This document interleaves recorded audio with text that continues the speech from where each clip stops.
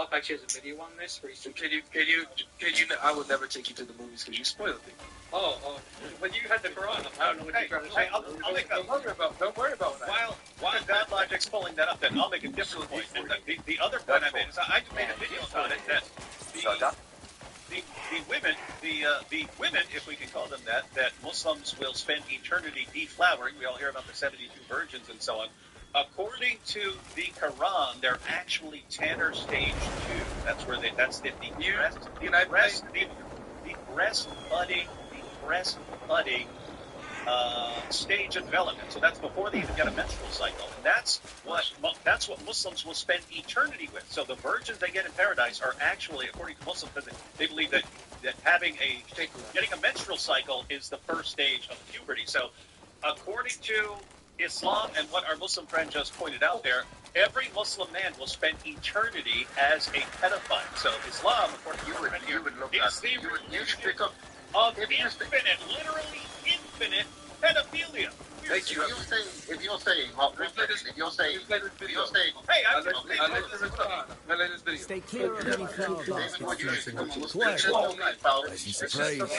Did you hear what his face I was about to say, wanted to look into a strange room. Have I got a religion for Seems some loose-lip braggarts been boasting about their glorious grey mates.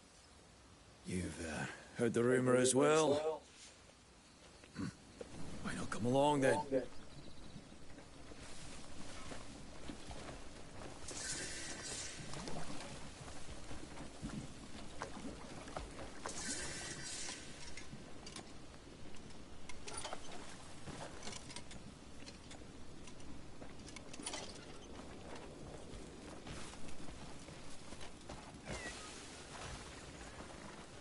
Come on then.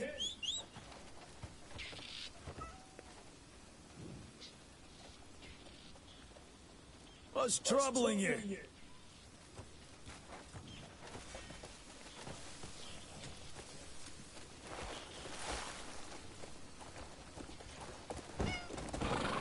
So let me guess. It was Marius who told you. This guy's fingering too many pies these days. Running about, managing the new cab, and maintaining his little web of spies. The man's face is as gaunt and bloodless as a risen corpse. I imagine the hovels weren't as kind to him as he'd like us to believe. And he's doing everything he can to spare others the same fate. Well, let's do our best in turn for Marius' sake.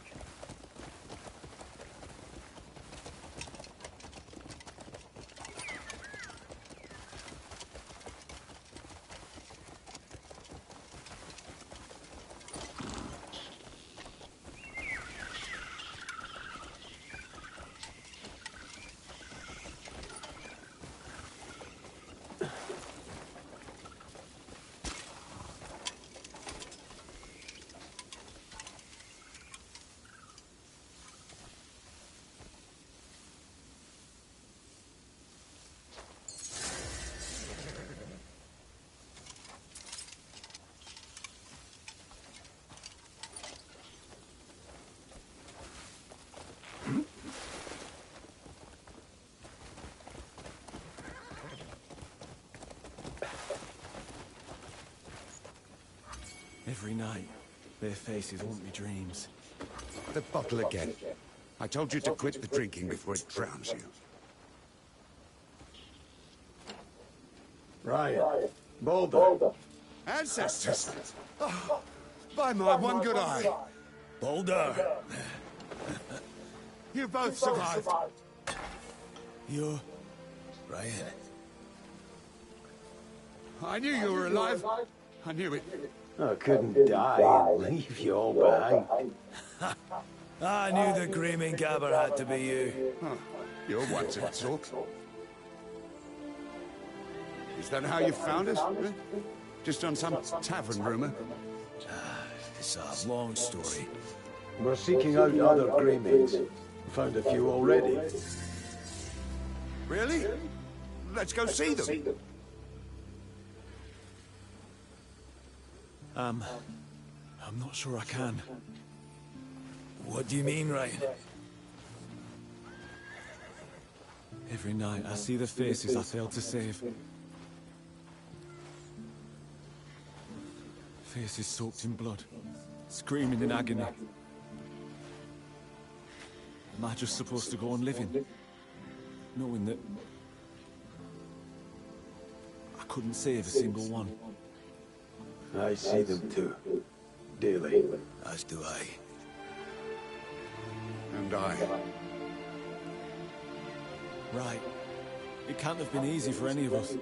But we can't close our eyes and pretend. Every one of us still breathing owes them a debt.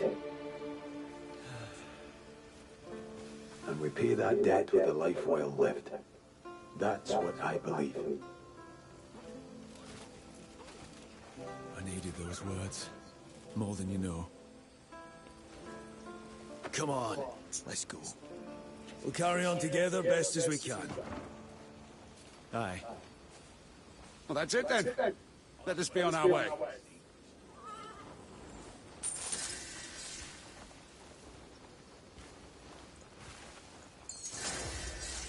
Everyone on patrol in that place looks ill.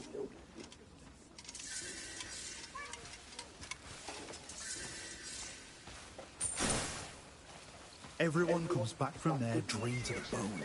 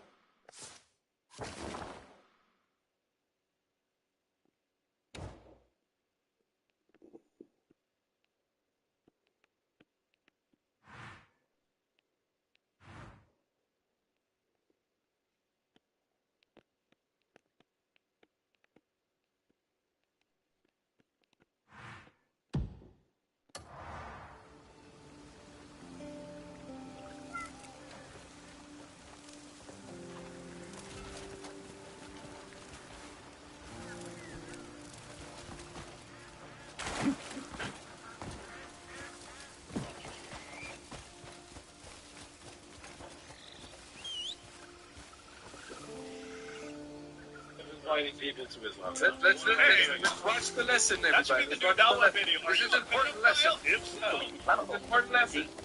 Alright? Yeah. Look, there's the shake it off the teaching of the... Okay, so when Islamophobe David Wood was an 18-year-old atheist, he had intercourse with a 13-year-old girl. And we call that pedophilia. would. So when Muhammad was 53-year-old, he had intercourse with 9-year-old Aisha, and we call that Pedophilia. no. How would you think? It's clearly consensual intercourse between adults. You know, to how? It's because in Islam, prophets can't commit major sins, and the Quran says that Muhammad is an excellent moral example. So we just have to pretend that everything Muhammad did was morally okay, even when he had intercourse with a 9-year-old girl. It's because that's why. Okay, so in it. Mashallah. How did that become? You became the meme. How did that feel, Muslim being? That's You great. became the That's meme. great. So, like, on a serious note here, I want to be serious for a second, right? So, David Wood, your whole defense on what you did is saying, oh, look what the Prophet apparently did, and this is why it's okay. Not an offense. It was evil when I did That's it. literally It what was, you did. it was wrong and immoral and evil when I did it. But what Muhammad did was So you did it for moral and evil because she was significantly younger. In other words, a 9-year-old is worse than a 13-year-old. A 6-year-old would be worse than that. A 2-year-old would be worse than that. Beyond that, he's the pattern of conduct for other people. No one, as far as I know, is taking 18-year-old David Wood, psychopath, as a moral example for anything. If they did, if there became some cult, You shouldn't even be on this panel, really. You shouldn't. some cult where, You shouldn't even be where on this people panel. start Like, for all following the example of David Wood, I would declare war on that evil cult. So do you feel all these guys. Can I talk for a second? Can I talk for a second? just really quick, because I want to get to the heart of the issue. Do you agree that David's actions was wrong? 100%, yes. Now, do you agree? Did he say why it was wrong? Yeah, why Hold on. Let's just finish the question. I was the reason why it was wrong. why was David's actions wrong? So I'll state something very clearly. David Wood is a pedophile. And for you guys to have this on this panel, and You're not answering the question. Why? Yes. Why is he slept with a 13-year-old girl in this day and age. Gotcha. Oh, in this Right day now. In other words, if you go back 50 years ago, you could just bang a 2-year-old and it wouldn't be a So let me ask you this question. If David Wood was in the 7th century and he was 18 and slept with a 13-year-old, would he be wrong? He would be wrong because he slept with her and he didn't marry her. All right. If he married her, No, guys, if you have sex with a 2-year-old and you're not married, that's wrong. If you have sex with a 2-year-old and you marry her, then you're No, if the girl reached the age, hold on. If the girl reached the age of puberty and she was basically able to carry a child, and David would marry that girl at that age and consummated the marriage at that time, then that would have been fine. Oh, so your problem isn't that David Wood in this day and age just slept with a 13-year-old girl. Your problem is that he didn't marry the 13-year-old girl. His objection is having sex with someone outside of marriage, not with the age. No, my objection is that you're a pedophile. Okay, that would make Muhammad a pedophile, an extreme pedophile. You're talking about if having sex with a post-pubescent teenager is pedophilia, then a pre-pubescent 9-year-old, and even made reaching puberty a requirement for not being considered the pedophile here. When Aisha hadn't reached puberty, she was still playing with dolls, and so every criteria this guy laid down, he just condemned Muhammad for having sex with a prepubescent girl when he's 54 years old. He condemned the Quran. He condemned Allah, because Allah in the Quran allows Muslim men to have sex with prepubescent girls. And he condemned, because keep in mind, he's saying now, well, when you're talking about Islamic paradise, you're talking about in the future. So that's even after now. And according to your sources, according to the Quran itself, Muslim men will spend eternity deflowering perpetual prepubescent girls, which makes, according to your definition, Islam the religion of eternal and infinite pedophilia. He uses that as a selling point. That's what creepy stuff is. I can answer this very briefly. As a What's going on here? Cliff, here, come here.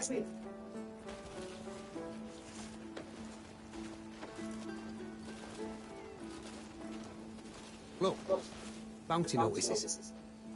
Guards just plastered them all over the place.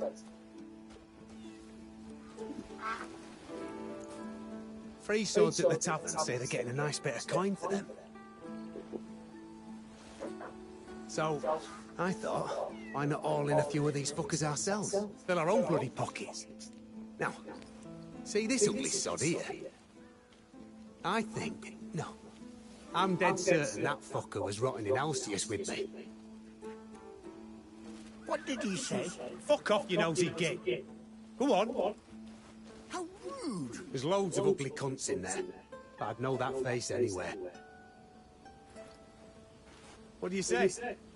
Let's hunt the fucker down. Come on.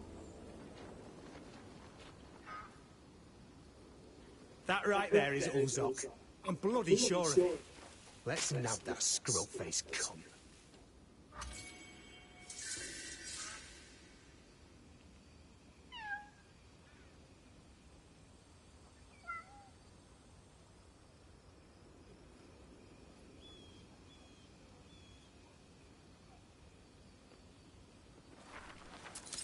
Could be worth our while. Now we know where that fucker is.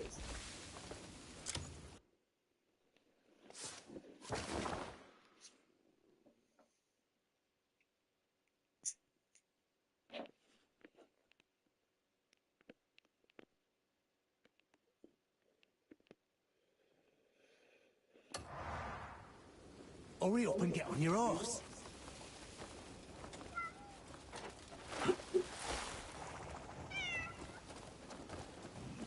Far too many of them rat bastards knocking about these days. And the guards are managing fuck all on their own. Useless sods. So they stuck up them notices begging for help from free swords. Exactly. As long as we don't kill them, we get paid. Fancy that. Coin for cracking skulls. Like I won't do it for free. Not like I need the money because I spent it on booze and whores. No, I'm just bored. And I need some exercise. Coin's just the cream on top. And when's the last time you and I went stomping out together? You and me. There's not a bloody thing we can't handle. Pickpockets, bandits, madmen, bring 'em on. Ulzok was always a cup shy of a full cask. Sneaking around corners and sniffing after secrets. You could smell the trouble on him a room away. Who'd have thought him an outlaw with a bounty big enough to choke an horse? Yeah. It must be Solomon telling me it's time for a good lad like me to rake in some coin. Every free sword in town's on these notices like rakes on a barmaid. This is when proper skilled folk like us have to get stuck in. Look at us. Bloody saints we are. Saving the town. Hiya.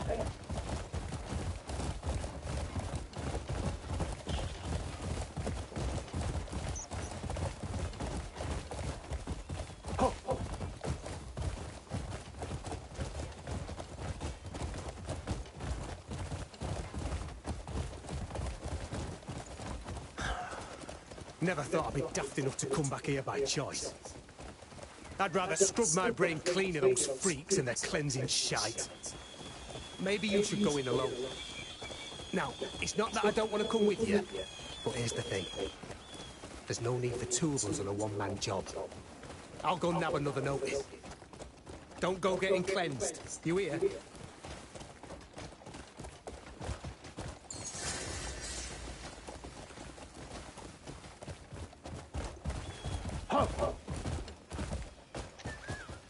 On April 1st.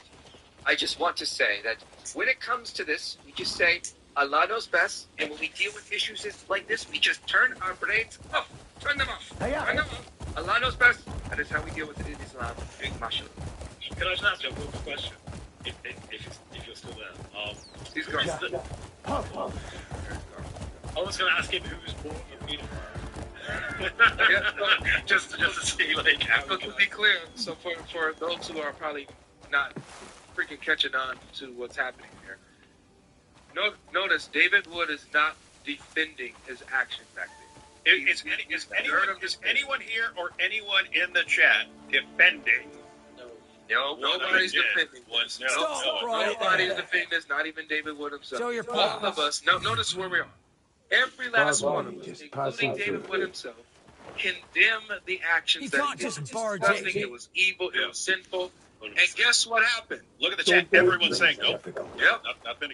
Guess what happened? Someone's The looking grace for of trouble the Lord here. interrupted David's life, transformed him from the inside Feels out. like I'm This is talking why to a he's brick even wall. able to come up here and say, yeah, this was evil. Where's this was that heinous. yapping coming from? So we're not defending this. This was wrong. Doesn't have a Notice past. the difference. Toss him We're out. able to say that with confidence, with conviction, that our What are you trying to do? I'll find you.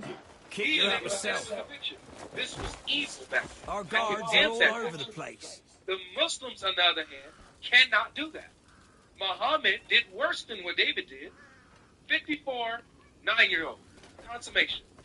And they say that's okay. But they come out as hypocrites and they judge Islam, they condemn David Wood for being a pedophile when he did this, but they won't condemn Muhammad for being a pedophile for what he did to Aisha. That's the point. We can rightly say that was perverted, pedophilic, all of that. What would you say about Muhammad? Would you agree that falls with Muhammad too under that standard? Because we do. Notice the difference for people who aren't tracking in the comment section? So, because I had to say this because I saw a comment section saying, God Logic, don't defend this or else I'll stop watching you. What do you mean? Are you not listening? Are you not tracking? Are you not tracking what's going on? This is really interesting to me. Like if tomorrow I beat my wife tomorrow, every Muslim on the planet would somehow agree that it's wrong. And they would condemn me for beating my wife. They would all say, shame on you for beating your wife. And they would not, it wouldn't bother them even slightly, realizing that it's wrong, and then still believing that it's fine according to the Quran. There's no connection. There's no connection between what they believe about Islam and what they judge is wrong for other people doing it. If I had an adopted son and I was lusting after his wife one day, and all of a sudden, my adopted son divorced her so I could have her, and then I married her, every Muslim on the planet would instantly condemn me for it. And yet, it's what their prophet did. And this is just, when they're looking at people outside of their religion, they turn their moral compass on. Their moral compass switches on, and they go, that is evil. And then you say, wait a minute, what you just condemned that guy for? Your prophet didn't make worse. It's fine. Centuries ago, so that's fine. Even though he is the moral example for right now, according to Islam. He's the moral example for right now. He's the one. You're supposed to be building your societies around his example. And you understand it's wrong as long as it's someone outside your religion. We're just looking at this and going, this is you guys defending your religion and explaining why we should all believe in it. And notice, notice in all of this, we've had 2 Muslims on so far. The closest we've gotten for an argument for Islam is, hey, if you're a pedophile and you're attracted to children, become a Muslim. Oh, he actually said that. He actually made that as an argument. I'm a merchant Oh who my supplies God. herbs to St. Halcyon's House of Healing. Yeah. There's a rich patch of herbs down below the cliff, but the path is so treacherous that no herbalist would risk it. If you build a bridge, I'll make sure you're well rewarded for your effort.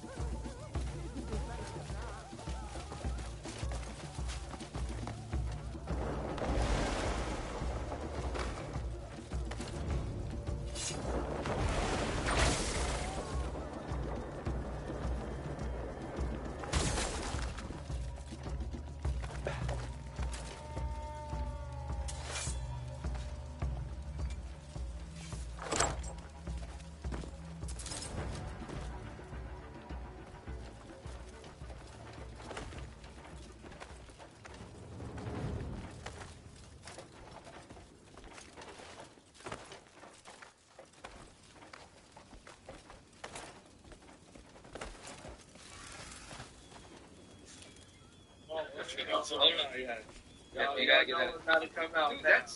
that is a fear that I have had for a while because there are so many pedophiles, unfortunately, and all they have to do is convert to Islam and move to a Muslim country and then say, yeah, I'd like to marry 4 children.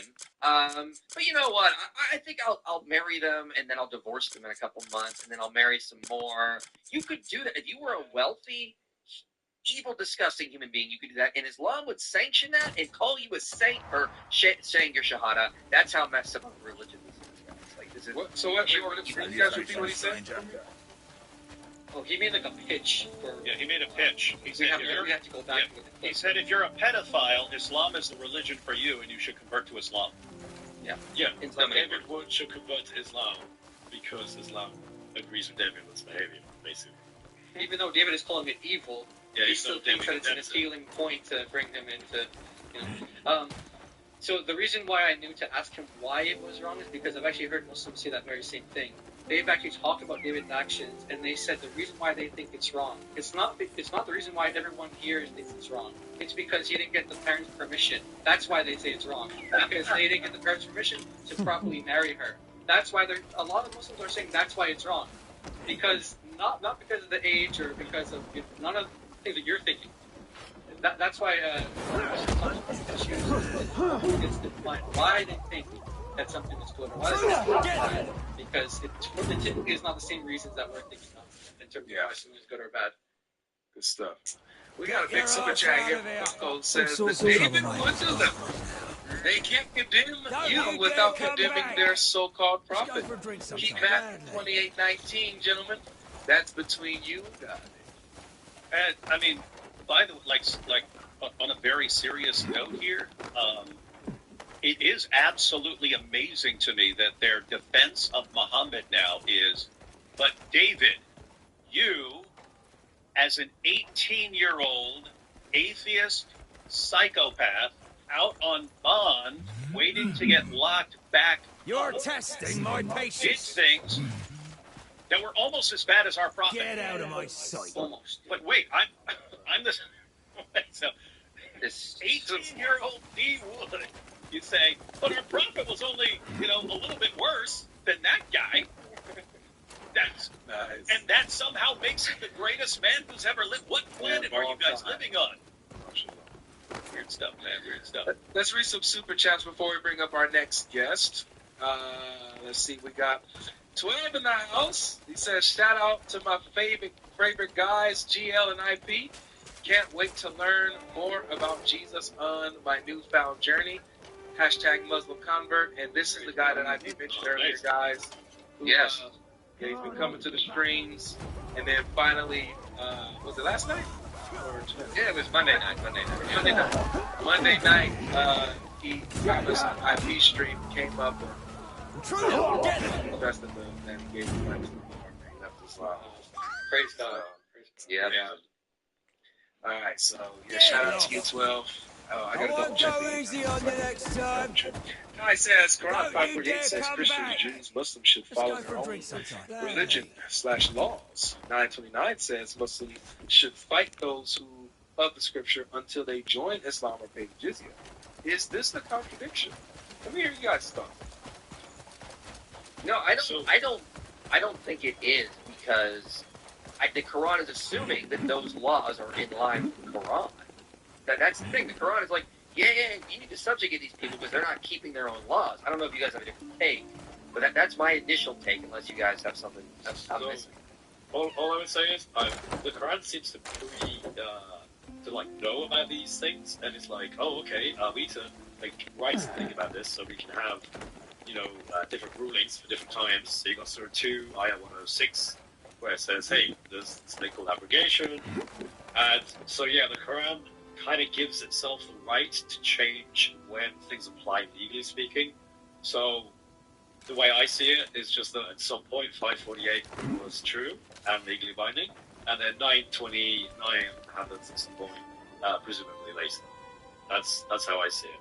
Yeah, I think you've got some conflicts, guys, in some of these passages, and you can either reconcile them or you can just, like me, I don't think that the Quran is I'm not glued to an interpretation that has to make the Quran coherent. I can think that Muhammad's just coming up with stuff as he goes along and so on. If I were to harmonize these, because 548 is saying Allah gave each group their own law, and they have to follow that law, and because He didn't want them all to become some big group, and so He wanted these different groups competing with each other in good works, and that's why He gave them some differences. And so if you think that that pattern continues, then you'd read Surah 9 verse 29 as specifically Jews and Christians aren't even following their own revelation. They're not doing it. And the reason you would read it that way is look at the very next verse. Jews call Ezra the son of Allah. Christians call Jesus the son of Allah. And this is why Allah has to, over time, destroy us. If you look at the other things in the passage, and it's us taking our rabbis and priests as lords and so on, allowing them to define. But notice the criticism there.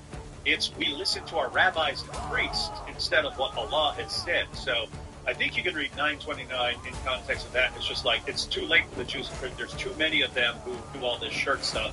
So you just have to subjugate them in order to minimize the damage. So I think you can interpret it like that, or you can interpret it as just Muhammad's inventing things as he goes along, and once he was powerful enough, then we're just going to subjugate everybody. All right. Let's see here. We've got chat says, "Hey man, appreciate you guys' work. Been watching you for a long time. Do you have an opinion on Christians that keep the Sabbath day? I'm one of them. Not an Adventist, by the way. You think it's wrong? No, not wrong with you to observe the Sabbath. That's fine. I just add, don't demand that other Christians have to. I see a lot of Torah observing Christians be like, I observe the Torah, I keep all the feasts, and I keep the Sabbath and the kosher laws. Therefore, all Christians should as well. And I think that would be the problem. Agreed. Who's over there mass typing? I mean, yeah. Probably Jai. Always Jai. Jehovah's Witness says, picture looks like 4 Muslims going to heaven, 1 going to hell, according to Islam, of course. Love you all. Jesus King, amen. Can you guys get payback for Hijab and Libiano's new video? They're just defaming all of y'all. I think that we got a video that's coming out pretty soon, and we're gonna have a lot of fun. We're gonna have a lot of fun because I think that in cases like these, you slander us, you slander our wives, our apostles, our Lord. We're just gonna tell the truth about your prophet. And so we're going to have an entire stream, ladies and gentlemen, where we go through the best of the best hadith, the best of the best, the best of the best of Asbab al-Nuzul, the reasons for revelation, the context behind the verses. And we're going to have ourselves a ball of just, what's the only thing we do around here, y'all? Read. We just read. That's it. We ain't going to make fun. We don't got to interpret. We're just gonna read them. Some of us are gonna make fun. Well, that's what I mean. Okay. Yeah, we're gonna read them. We're gonna have a good time, and that's it. No need to interpret them at all. Yeah. All right. Yeah. Hey, by the way, it is funny because Hijab learned years ago. He learned the consequences for going after people's wives and stuff back then. When he went after a bunch of atheist wives back then. He learned the consequences, and so we can only conclude that since he knows the consequences, that he is fine with them, and therefore it's on him and Libiano. All right. My favorite coupon, al salami and bacon. The tanner's short on hides. I debated a Muslim, and his argument for Jesus not being God is that there he you are. asked for help. I have something to ask of you. I said that he was showing his humility. I hear there's a shortage of hide at the tannery. That's We've a good got some to answer. spare, Here's and a I way thought to we make could your share what we argument have. even stronger. Helping them out will earn us the townsfolk's trust. Every argument I've set aside some hides. Could you take them to the tannery? I trust you'll get them there safely. Their own religion. You want to see how? I'll show you how. MashaAllah. Don't touch that. Mess up my system and I'll never be able to find anything. Watch this. It says this. This is chapter 47, chapter 47. Hold on, let me get it on. Chapter 47, verse 7. Notice what it says. Oops. Here you go. Goodness, I'm tripping. There we go. It says, "O believers, if you help God, He will help you and confirm your faith." The prickly ones need patience. Allah The needs help. hot-blooded ones Allah need to be... needs help. What? Oh. Now remember, this is Allah speaking. So Allah is asking for the believers to help him out. Can you help a brother out? If you Can meet you help them me? on Hey, their scratch my terms, back, I'll scratch you. those things sort themselves out. I got this itch. I can't reach it. I need help. Scratch my back, and I'll scratch yours. So go ahead and, Which wagon are you taking throw these today? type of arguments out. Come Go by ahead and any show time them if your how wagon to needs show them care. So you gave a good answer as a good. Greetings Answer to the you. objection, and then show how the problem actually belongs to them. So this works with the Trinity, where Jesus is referring I to the believe in Father, fate. humbling himself as a humble servant and asking for help and prayer. Even But that scowl who on is your Allah face praying? has decided Why where is to Allah go. asking mere humans for help? All right, a few more, and then we'll bring up our next guest. Hey, Steve. Hey, it's a little late. It's a little later. Between You might want to us. check out the comment from Layla there. Even I tire of standing over a pot someday. Layla, she giving you an update yet? Our comrades must be waiting for us. It's an orange one. No. Hi, Hayden's from the I've got some great news for you. Oh, yeah. Word of Give me our an deeds update. seems to have Hayden reached says, our "Hi, scattered Abraham. comrades. You remember me? Of course I do. But I wanted to We're thank getting you more for and more reports of Greymanes across the Islam continent. during your We can't afford to lose them. I wanted We've to got let to you bring know them in I now. found a church and I'm going Understood. to get baptized on I'll find a Easter. way to spread the word Thank of our you. search even farther. Wow, man, that's glory to God. Amazing. Search The all best corners of revenge. Pywell if needed. It's for our comrades. All right.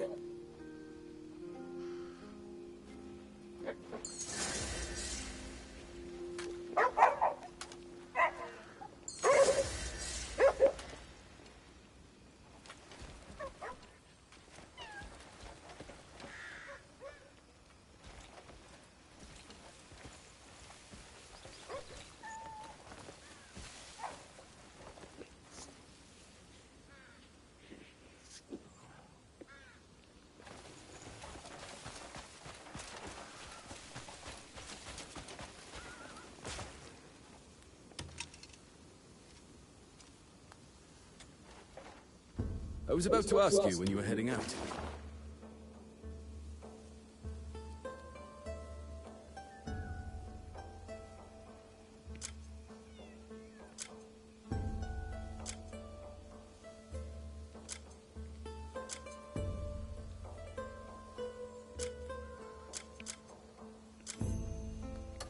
Looking for someone? Take care now.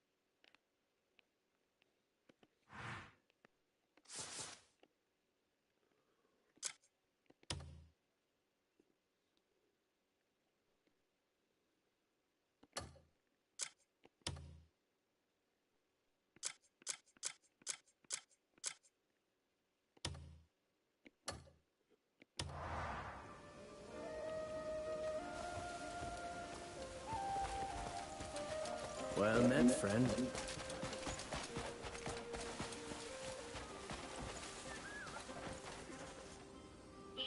To the slander, to the defamation by the Dawa guys, by the Muslims, the lies, the rumors they spread about us, is we're doing the work of our Father, and Muslims are coming out of Islam and coming into Christ, being baptized, going to church, getting in community, while they're sitting over there talking about our lives, talking about our houses, or wherever we live. Notice This is why they're in panic mode, guys. They see this happening.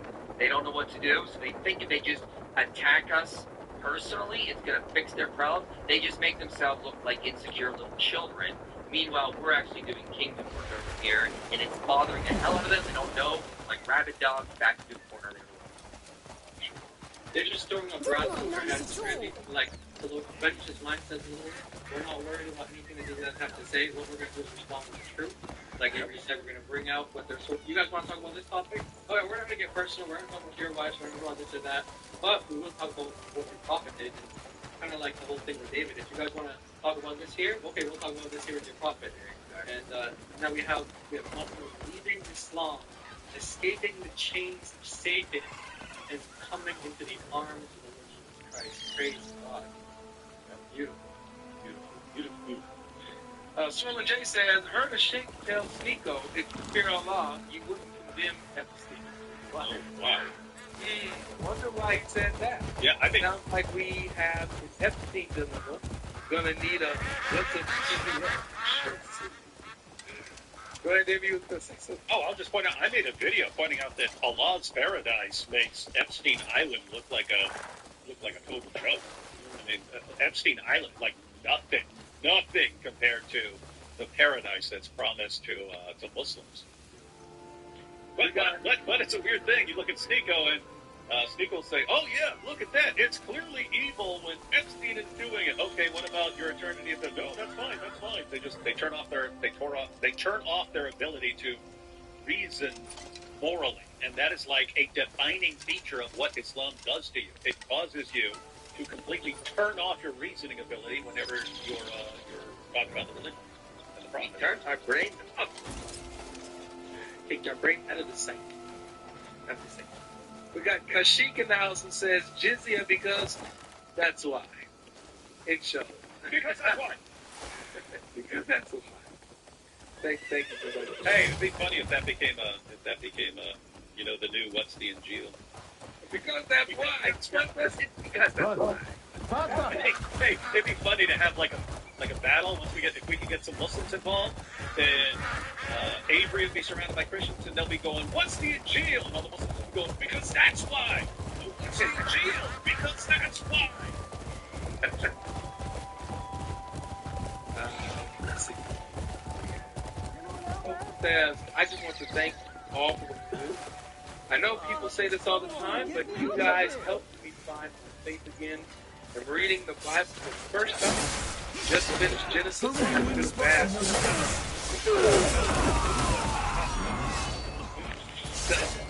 That's good.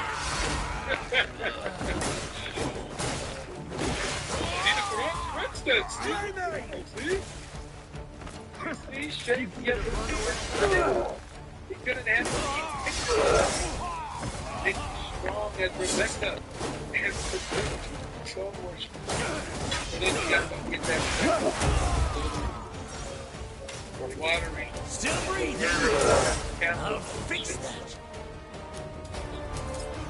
Alright, let's bring up Fahim Muslim. How you doing, man? Take that fucking video down right now. Really think you are. And amazing. I want that is no lie, okay? Don't believe it. Wipe those tears away.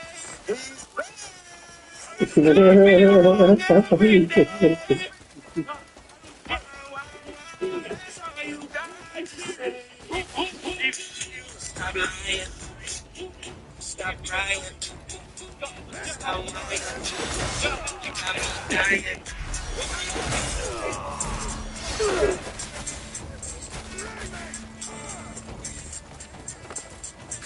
saw that coming. Good. Thanks for coming out, baby. Stop all that crying, man. So far, best argument for why we should join Islam. The best we've seen. The best we've seen. Best, We've got yeah. that. We've got that. And if you want to spend eternity banging little kids, then come to us. Let's see if we can get a real. I need to get that soundtrack from you, bro. We need that. Yes. The Word and I got a whole playlist on Yeah, the yeah. channel. The Word and I. Yeah, you guys want the songs? The Word and I has an entire playlist on his channel, on the YouTube channel. It's called The Word and I. He has a whole playlist with all the Dawa songs, man. So I want to go ahead and get those. Go ahead. Hey, we can use all those. Yeah, you use playlist or something, man. It'd be a shame if all these songs were constantly being played all over the place and everyone's live streaming, man. No, I did. I used one of his songs recently, like "Full Muslim," and no copyright. Hey, you know what's weird, guys? I mean, think about this. Like, we've had a few callers already, but we put up a live stream. Hey, anyone want to tell us why Islam is true? Anyone want to defend a reason for thinking that Islam is true? We will give you an opportunity to talk to thousands of people and explain to them why Islam is true. Nothing. They got nothing. But if they were talking to a person on the street that knows nothing about Islam, suddenly they would have all these reasons. Oh, the scientific miracles, the perfect preservation. They would have all these and the amazing, perfect moral character of Muhammad. They would have all these arguments. They won't use those arguments in an environment where people actually know about them and can respond to them. And it's just like, this is pathetic. They basically admitted defeat at this point. Well, we might have somebody that can change your mind. John, how you doing? Hello. Can you hear me? Yeah, that's good. Yeah, so I wanted to make... If you had any idea... Calm down. We can't risk drawing attention. This is bullshit.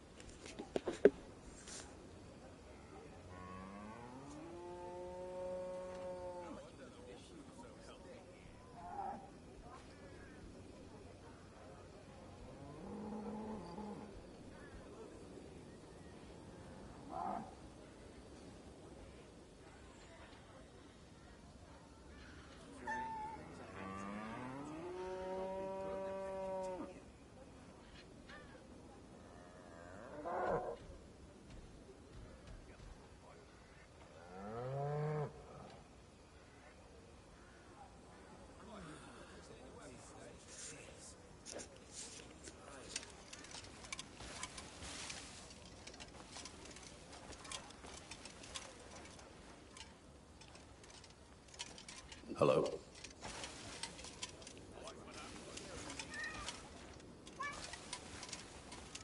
Well met, are you?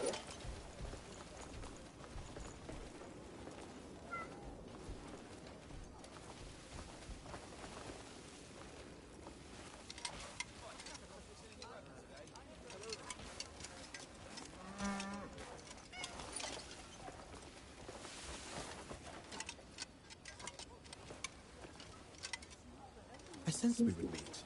There are artisans dedicated to building cloud cards, people say.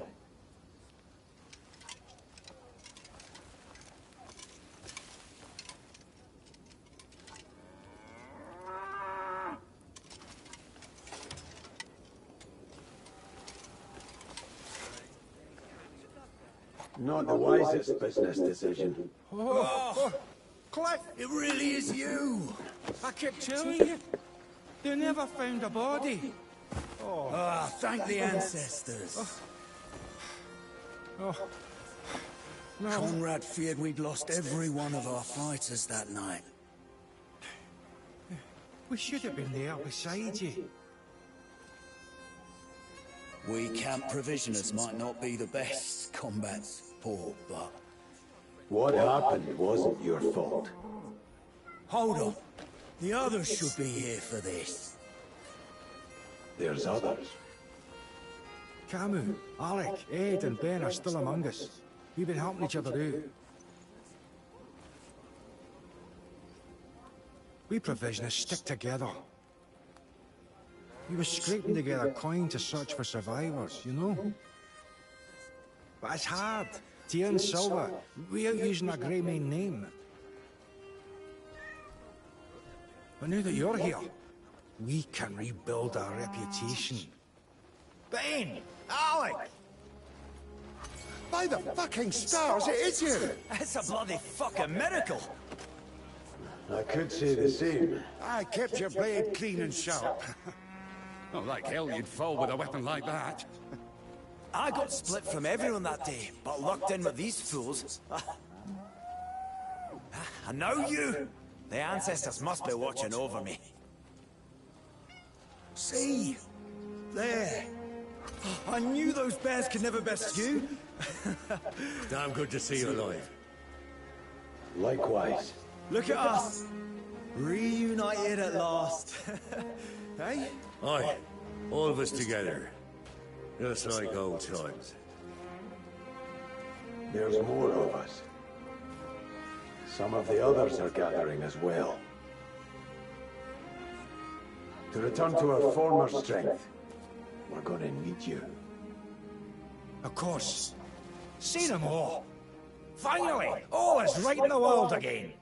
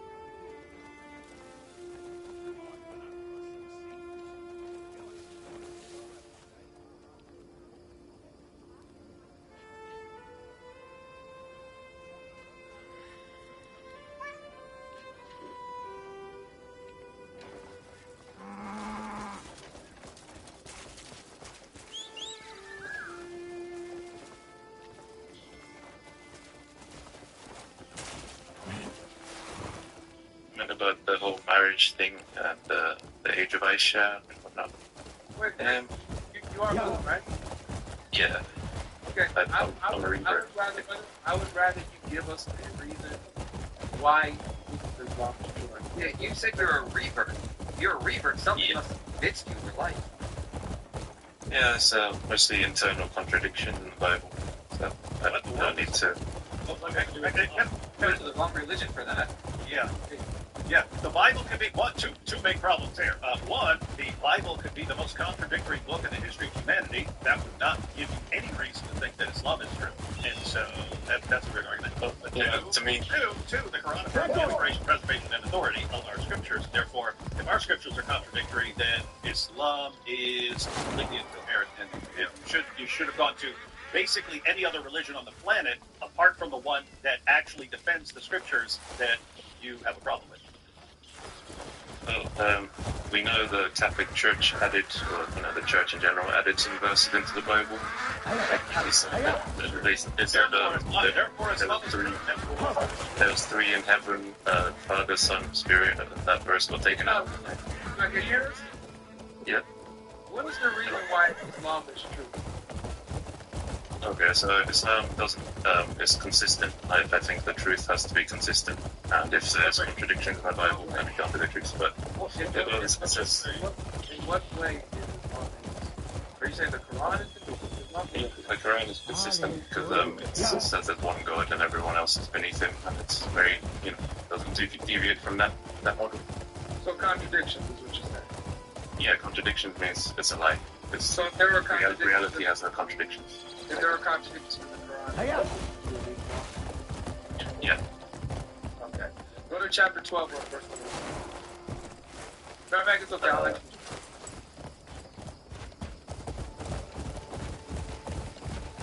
How long have you been with? 3-4 years now.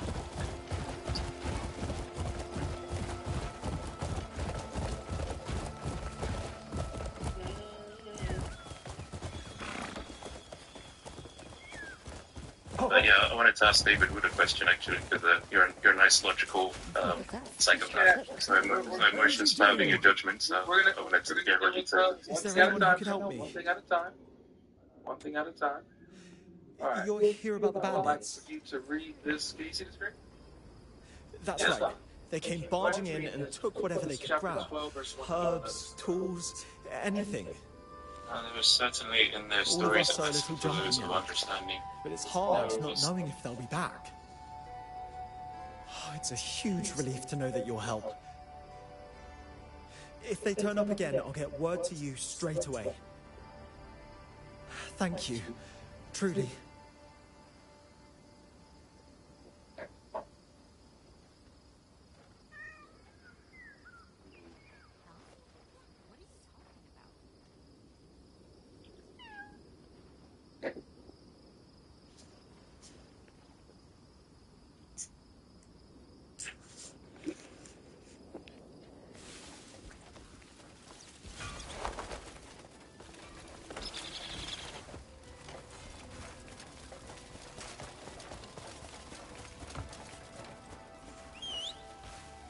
A narration invented, but a confirmation of what was before it, and a detailed explanation of all things, and guidance and a mercy for people who believe.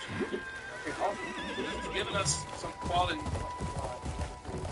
Not an invention, a narration invented. Confirmation of what came before. The detailed explanation of all this. Guidance and mercy. But we're going to be focusing on this particular quality. Detailed explanation of all.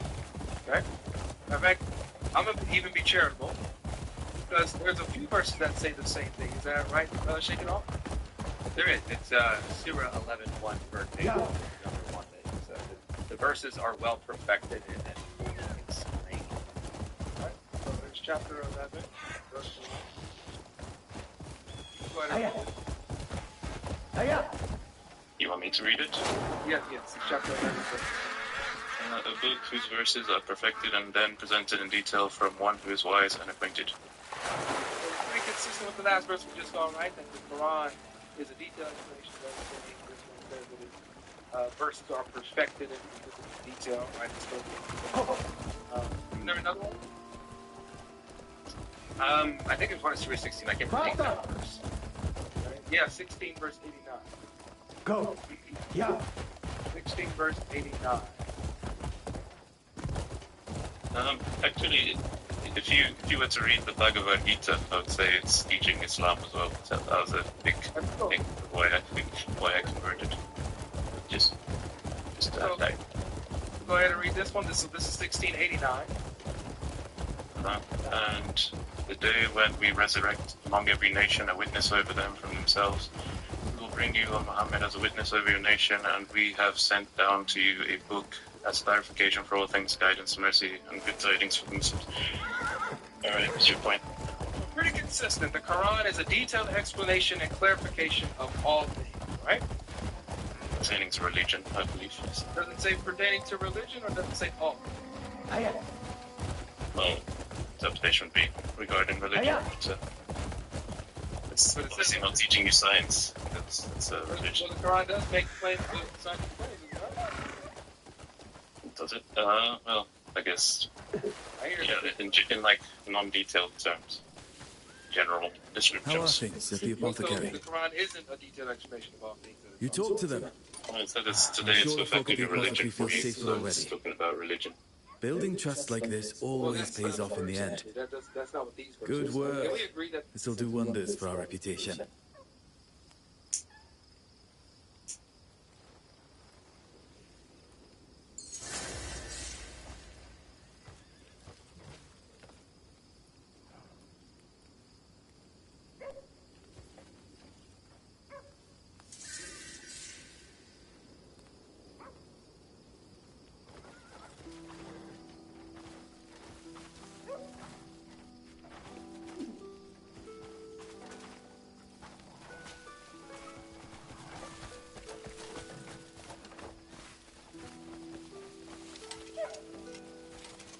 Ale got the better of me yesterday. Seems I bought drinks for the whole damn town. I'm glad you made it back.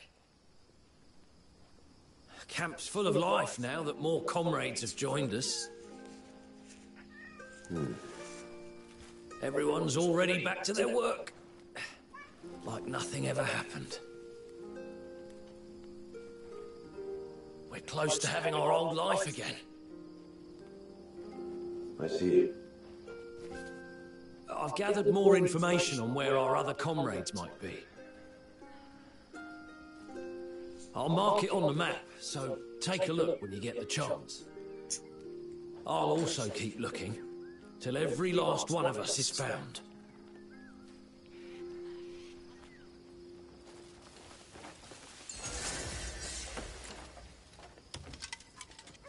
Care for a drink?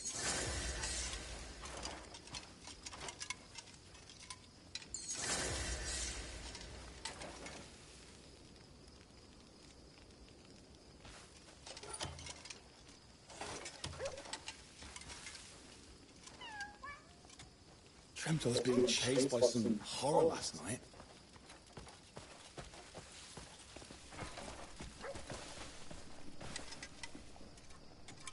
I'll never run and leave my comrades behind again.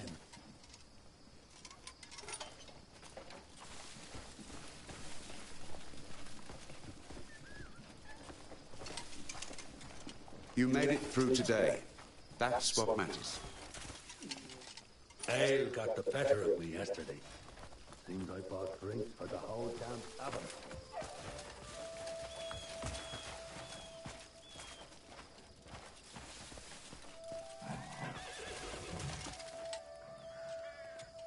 Too many folk keep trying to swipe our meat and booze.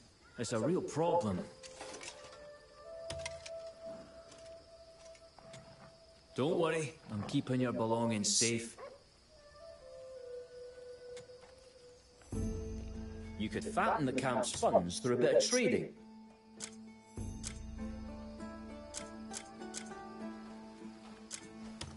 You could fatten the camp. Come back when you've more stuff to leave with me.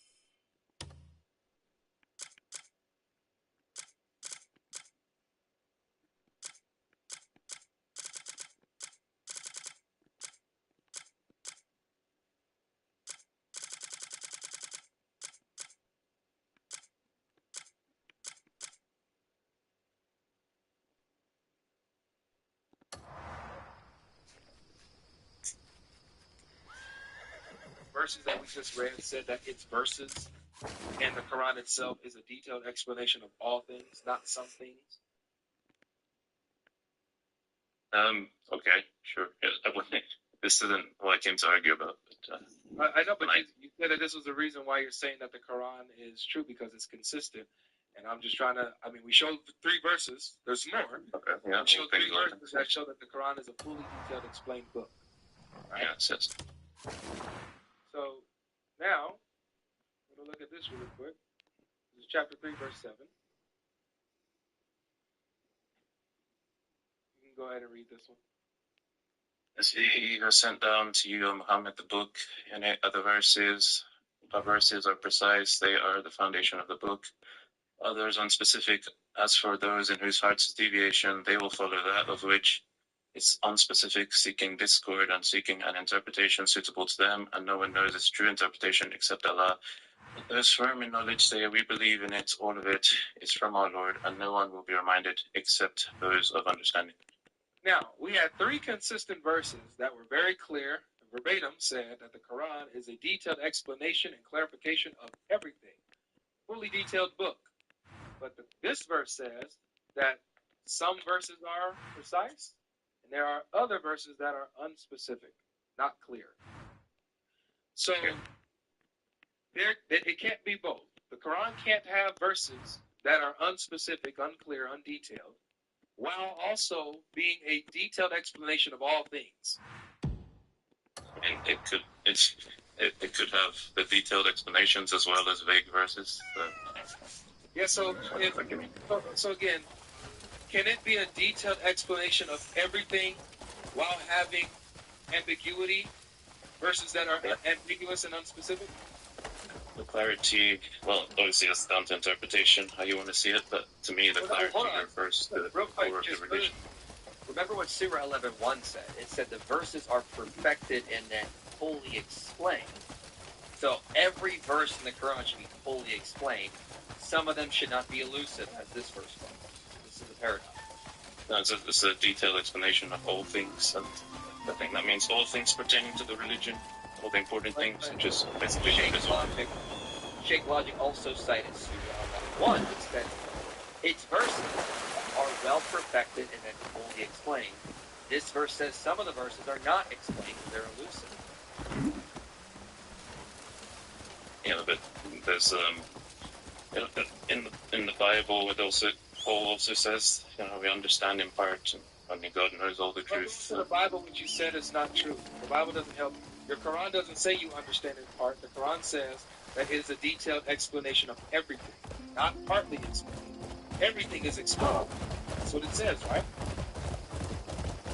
Yeah, the core of the religion is explained, but obviously it's not claiming to explain all the physics. If you're dishonest, you should end this conversation. Oh, yeah. Did your Quran say the core of it that's explained, that the core parts of the religion are explained? Or does it giving you my interpretation. I didn't come to talk about that verse, so... All right, take care of yourself. Go talk about it somewhere else, please. I was going to say real quick, that the East is the age of religion. So the Quran itself, if not, it'll tell you about the religion in full. So, hey guys, I just want to say, I don't know, why is he attacking the Bible? I mean, the blessed Quran confirms the Torah. Why would he be attacking the scriptures and saying they're not consistent? This doesn't make sense. This is going against the words of Allah. He has left Islam. He is a kafir. How dare he?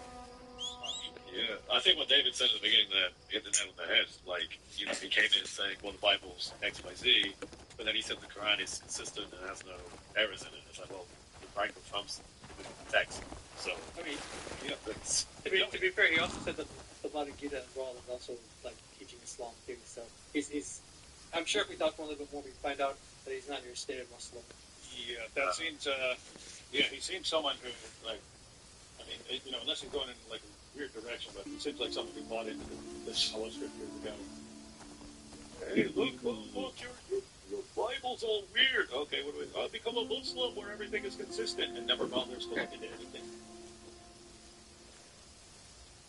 Let's get a couple super chats before we bring the next guest up.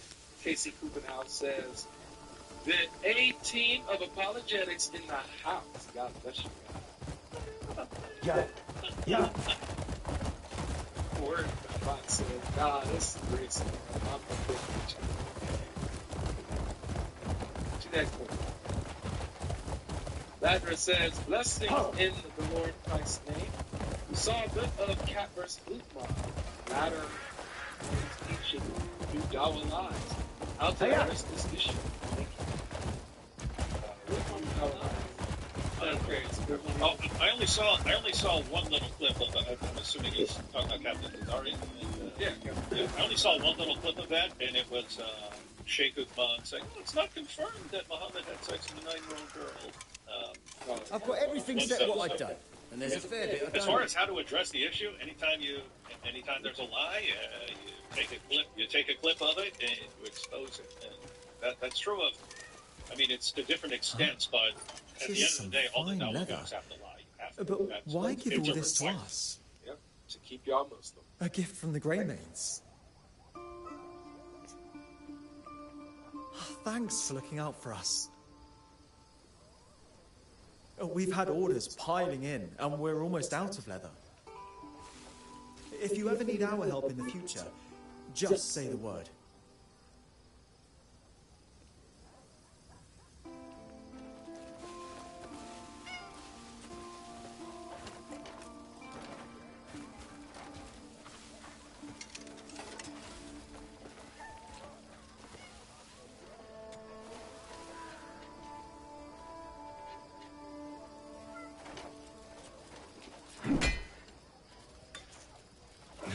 Y'all gotta chill. Let's drink. All we do is read and chill.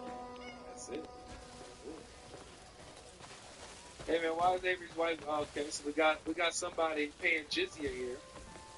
We got somebody paying jizya. Thanks for that. That will go to lots of our work, guys. Yeah, thank you.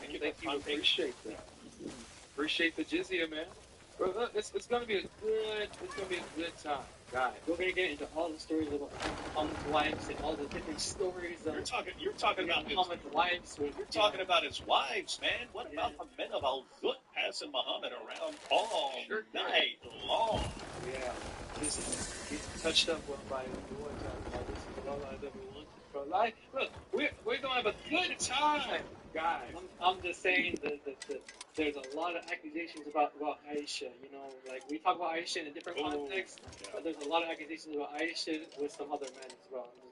Wait, you talking about before Muhammad died or after Muhammad died? Like before Muhammad died, it's like, hey, Aisha, where you been all day? Oh, I was just out with this dude looking for my bracelet. We found it. Finally found Actually, you could say, during and after. After Muhammad died as well, but before he died as well, there's accusations. I'm just letting y'all know we're the wrong ones to troll. Yeah, we're the wrong ones. Hey. You don't want to troll them. Again, I had a long live stream with Mary Hart where she laid out her case that Muhammad's mother was, in fact, a known prostitute in 7th century Arabia. She was considered the town's bicycle. Don't know what their word for, what their comparable term was, but basically. But I told Mary we actually need a short video, not the the 3-hour live stream going through all that evidence. But we'll get the short video out for everybody soon, and Dawa guys can thank us.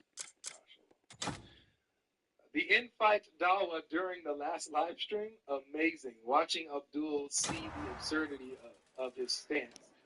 Then double down, hilariously tragic. These people are.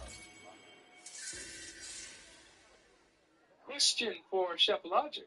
Why should any Muslim have faith that Allah will save them from hellfire when he is the greatest deceiver, aka lost? There it is.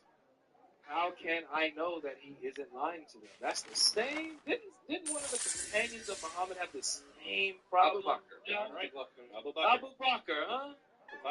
He said, if I had one foot in paradise, I would still fear Allah's deception. In other words, I would let you know, sitting there, oh, look, all these prepubescent little virgin girls there waiting on me. I got one foot in paradise. He would still be worried that Allah's going to go, psych, you're going to hell. But it's actually, I mean, it's seriously like that quote there from him is like a serious issue because Abu Bakr was one of the small handful of people that Muhammad guaranteed would be in paradise. And so if you think that Allah that Allah might be tricking you, then what's that mean? I mean, Abu Bakr believed that Allah could even be tricking him through Muhammad, using Muhammad to deceive him. Why would he believe that? Well, if you believe that Allah tricked Jesus' disciples into believing that he died on the cross, and in Surah 8, Allah actually used Muhammad to deceive his own companions. He tricked them into believing that there's only a few people who were going to show. It was only a few of the polytheists who were going to show up at the Battle of Badr, and they get there, and it wasn't. It was a bunch of them. And so Allah says, "Yeah, I had to trick you because I know you guys are a bunch of cowards, and if I told you how many there really are, then you would have gone out and fought." So Allah deceived them using Muhammad. So once you believe in like a cosmic trickster, a cosmic deceiver who will use even his own prophets to deceive people who are following those prophets, you're in this constant state of panic. It's like Descartes' demon, right? Yeah. So you have Allah, this cosmic deceptive being that you can't trust. You can't trust at all. But you can trust Jesus. So you turn away from that deceptive God and follow Jesus. He said, I am the truth. Our Sheikh's almost lost their composure. Just saying, that child marriage stuff comes up, it just, the blood starts to boil.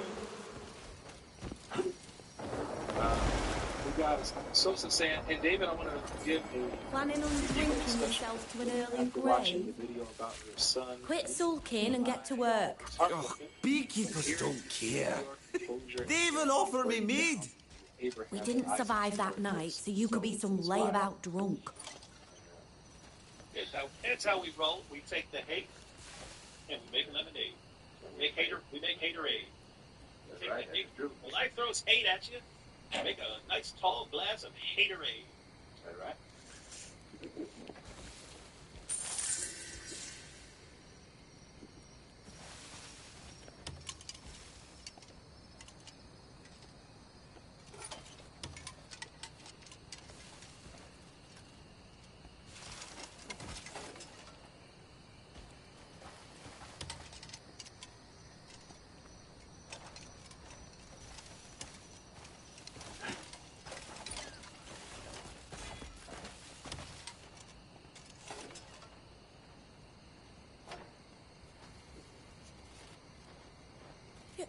You! What's got you stammering?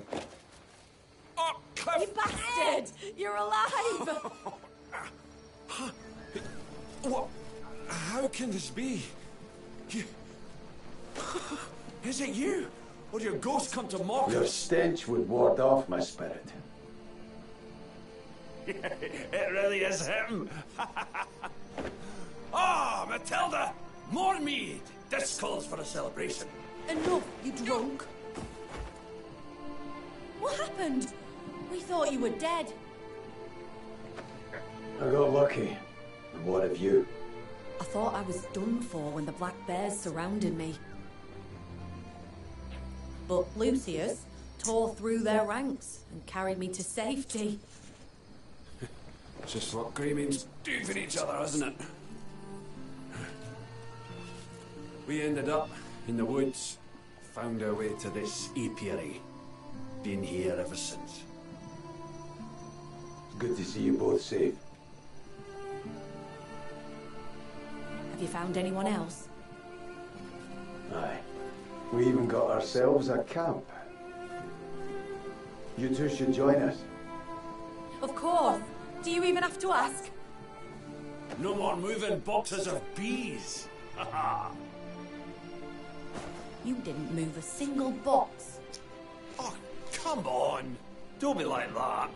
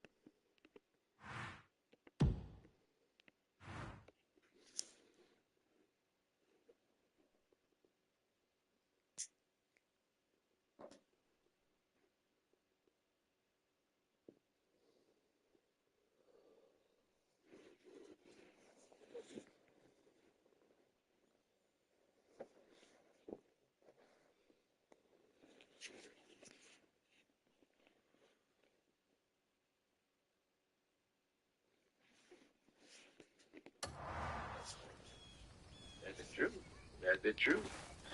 All right, Don't let's. worry, we got some kindling for you guys in the upcoming streams. The hadith is coming up. We're gonna do that. Love it.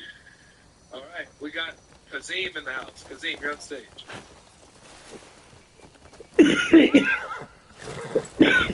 Kazim. Like he Kazimed out of there. Gio, I wrote a super chat in your last stream asking to make a solo.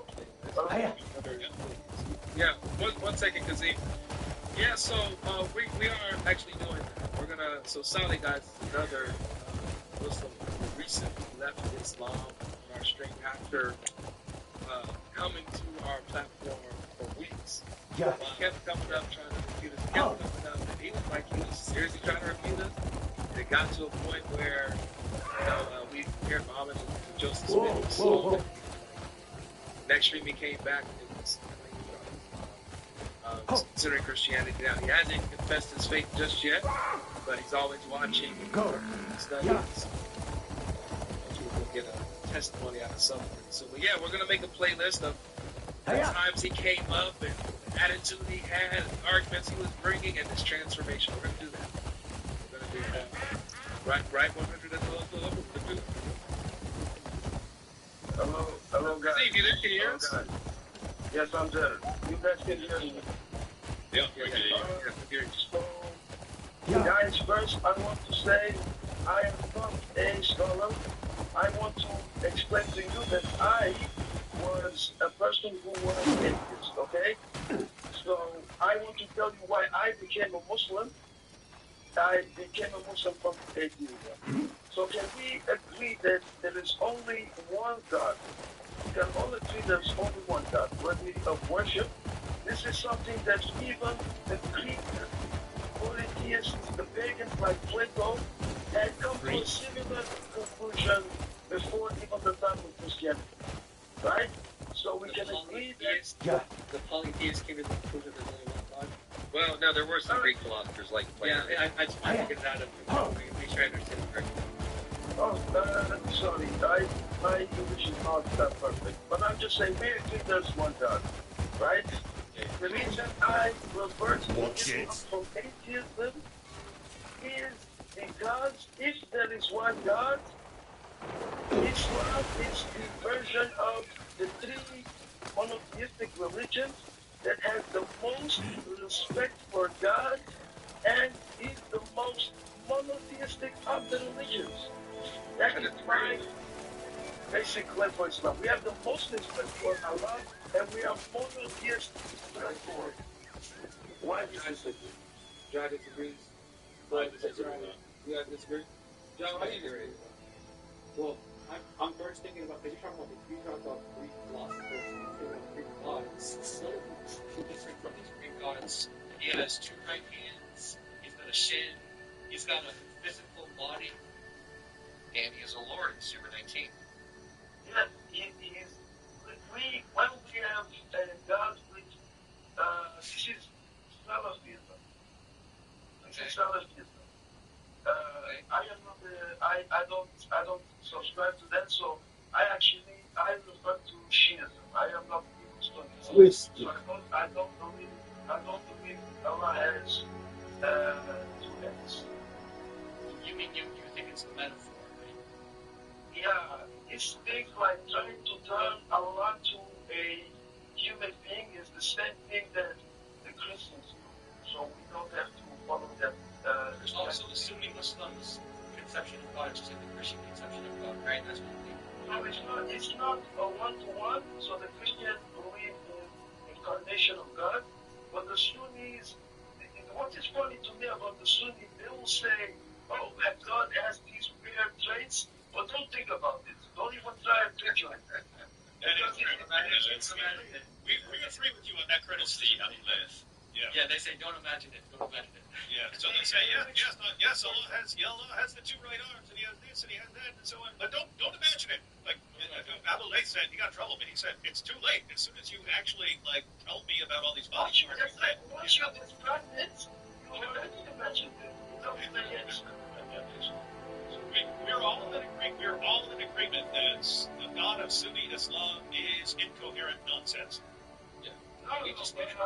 we think that that's the God that the Quran describes. That's what we think. No, the Shia and the Sunni God is one God. It's just we have difference in, of course, the Caliph and the Sunni do not accept our Imams, but we have the same God, of course. But I'm just trying to. No, I don't speak that. I'm not an Arab person. I think that there's a problem when it comes to, if you're talking about the strict monotheism that you have in your religion, in the Quran.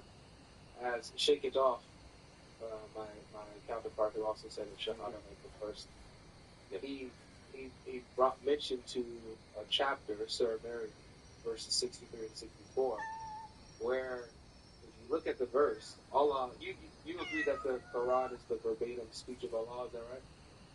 Yes. Unless he, makes it known that he's quoting someone else or, telling Muhammad to sit there to say. Other than that, it's his verbatim speech. Yeah, of course. And as long as it is not been abrogated, then it is valid. Okay.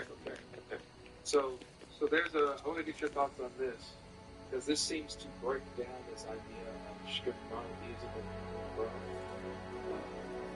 So when I pull this up here, this is chapter 19, Surah Maryam.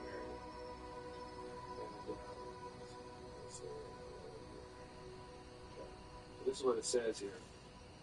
It says, that is paradise, which we shall give as an inheritance to those of our servants who are God-fearing. Right, so this is obviously Allah speaking. He's talking about he's giving paradise to his servants, right? Yeah, yes. Okay. So Allah is the speaker here. So he says, that is paradise, which we shall give as an inheritance to those of our servants who are God-fearing. He continues to say, we come not down, save at the commandment of your Lord.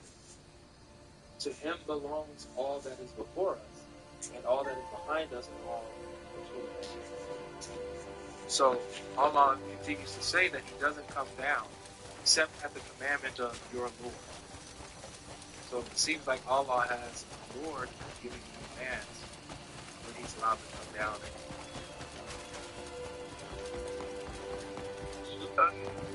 Allah does not come down except by the permission of Allah. Okay, what? Allah does not come down except by the permission of Allah. Allah does not come down except by the permission of Allah? Yeah, that is what the ayah is saying. That Allah comes down with his own permission. Well, but it looks like he's referring to someone else, because he says, we come not down except at the commandment of your Lord. To him belongs all that is before us, and all that is behind us, and all between that. So he's receiving commandment from someone. Well,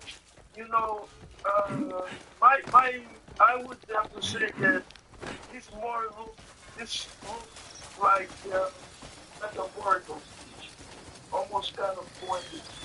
It's not a direct statement that is kind of like refuting the monotheism of Islam. This is more of I can say it's confusing, but it's not really polytheistic. You understand? Well, the reason why it's please, I pray, let the truth clear my son of this false charge. Let the true culprit be revealed and my son return home.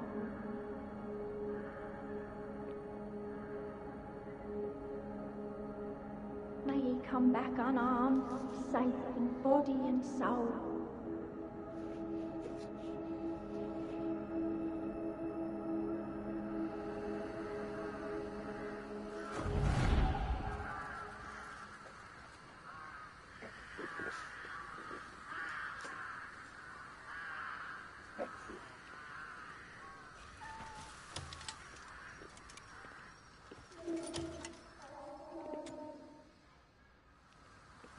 Ashton?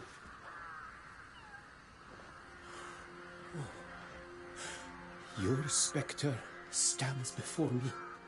A heavy burden must tarry you here. And why are you here? A pale bird whispered in my ear that I'd find you in this place. The Greymanes may be scattered, but their spirit holds strong. Laurent has weathered storms, yet still clings to his smile. Kenneth and Wybert are worse for wear, but still grasp life firmly. So you don't need to cling to this world any longer. Ashton, I'm not dead. I know. Oh, the truth is hard to take in. I can't believe I followed that madman all the way here. My God, man. It's you. You're a ghost. Keep saying it and I might start to believe it. It really is you. Cliff, you're alive. I swore I saw Merlin slit your throat. It's damn good to see you still breathing. We nearly lit the candles for your funeral. I'd have crossed the desert, barefoot both ways, if it would have brought you back to life. Now here you are. A prayer on behalf of my Get faithless your ass comrades. over here, Aston. To truly find you here. That's a fine omen. Well, here we all are. Dark clouds have passed, and clear skies are on the horizon.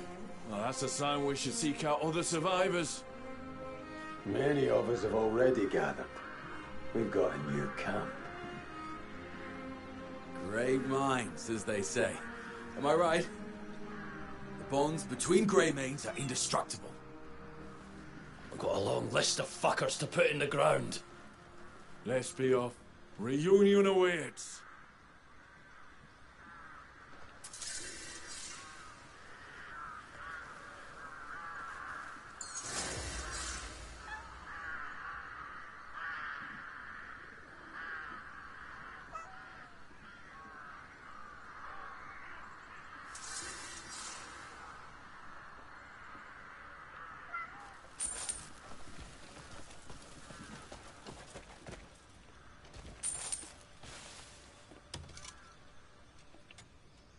I've got everything set what I'd done, and there's a fair bit I don't.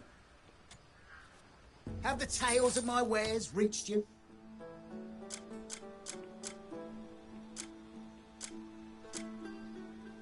Have the tales of my wares... No one's bound to deal with me. Farewell.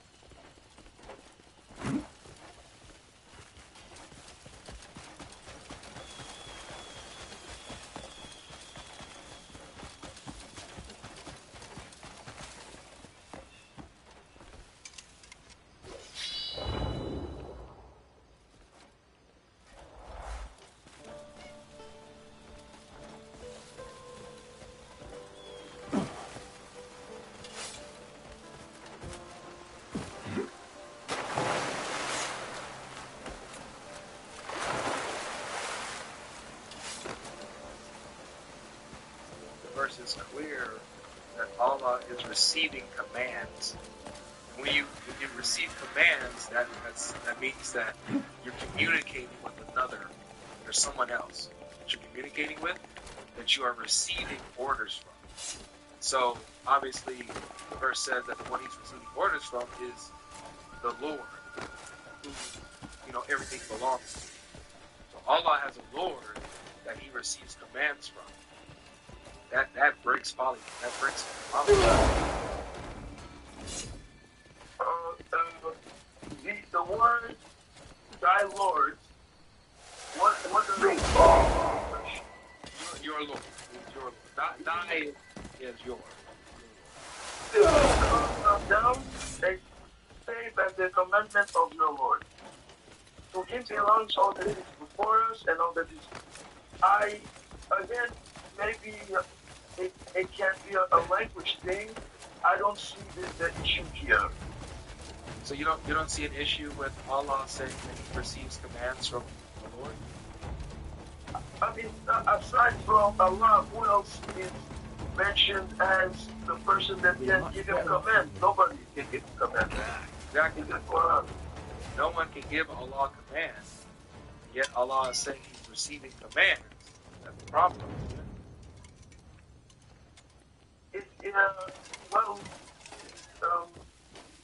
It could be a bad translation. It could be Arabic. Arabic says exactly this. I have Arabic. Jai, you can confirm, can't you? Yeah. Right, so we want to go with that. We want to look at the Arabic. Oh, you look like you can hold your own in a fight. You're Lord. So, look at you, big sword-toting warrior. I could use your help. With what? There's a group of suspicious-looking lads back there, arsing around. They look like they're up to no good. What do you mean, suspicious-looking? Well, I don't know much about outsiders, but they've got that look about them.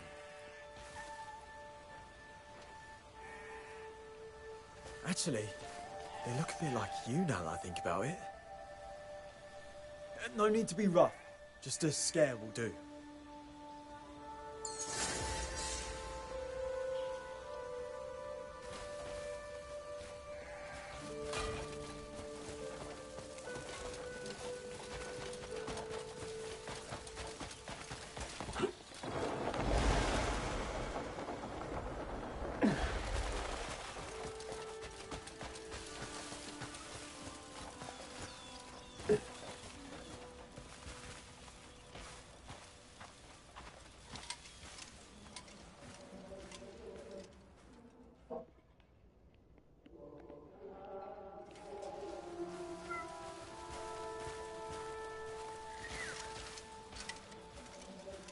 I'm against it. Too many unknowns. But he needs that medicine. You know it. I never thought I'd see the day. I never thought an honest lad like you would consider stealing. Is Arnold all right? Who the fuck's asking? Wait. Cliff. So the rumors were true. Where have you been? I thought you... Hold on. Calm down. Fuck me, it really is you.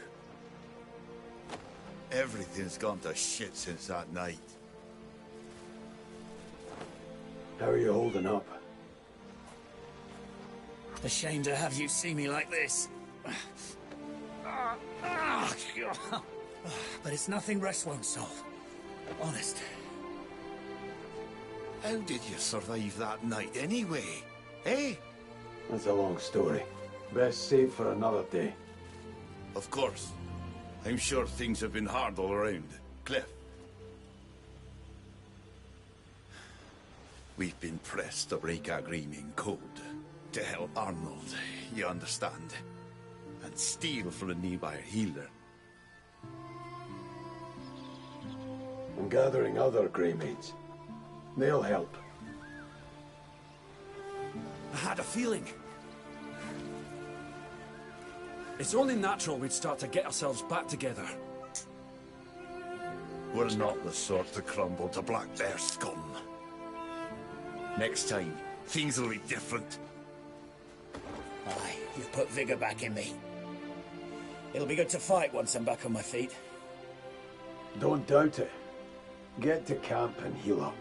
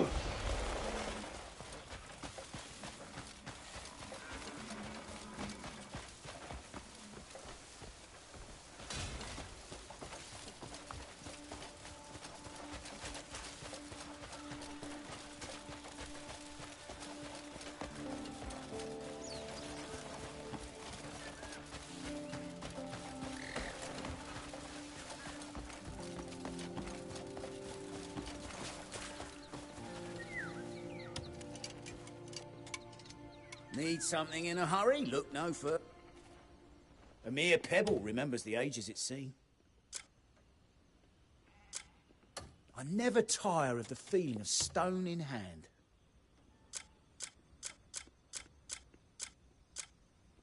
Every grain tells... I'll be here if you ever need a lucky charm.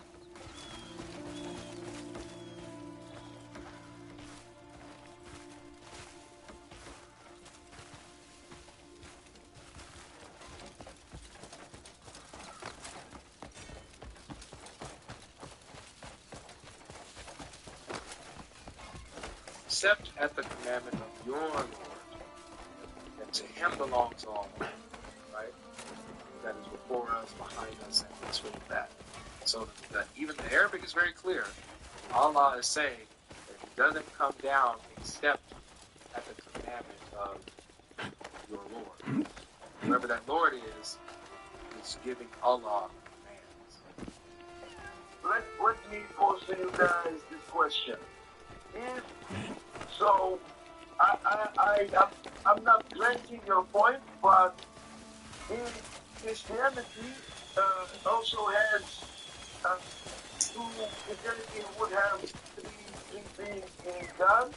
So, for example, three persons in God, that doesn't mean that it is polytheism. You're correct. So, in Christianity, there is what is the Trinity, where the one being, the one essence of God, consists of three distinct persons, the Father, Son, and Spirit, who are one in essence, immune together from eternity's past and are in perfect union with each other. And one person can humble himself to the other and not violate monotheism or existence of one God, one true God, right? So, I agree with you there. When I say wait, just really quick, brother. So to reconcile this, if maybe you would you say that Allah and this Lord are united in the essence of God, And so there's Allah, and then there's the Lord, who's distinct from Allah, but not separate from Him in their essence, meaning that God in the Quran is two persons. Did you say that? I am not opposed to that. I have read even about how the Jews have two powers in heaven. Good. So wait. So your first point was that you think that Islam portrays a lot of more pure honesty, more pure monotheistic. So you're not saying because Christianity no. that makes sense. Because it's not because of Trinity that I say maybe I don't explain properly. When I say, for example, because God, we don't have to have the human understanding of God. So when people say, Islam is a very human understanding of God. Islam I understand. But for us now telling me that we have two powers, or no, not two power, but two essence or whatever. When I say monotheism, it's because in Christianity, you guys worship a human being. That is why I say the polytheism. And the Jews, of course, in Genesis and Old Testament, you have God coming down and walking with the people. When we talk of Islam, God is completely different from us. Okay, hold on. So, first of all, what you're saying, okay, this is obviously you're not accurately technically, but let me just address what you're saying.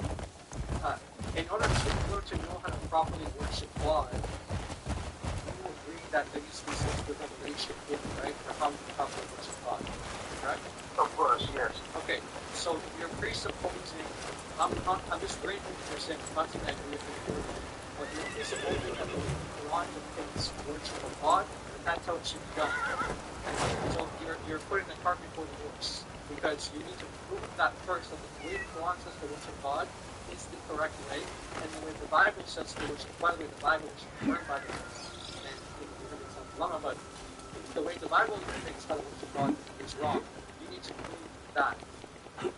Okay, let me say, right?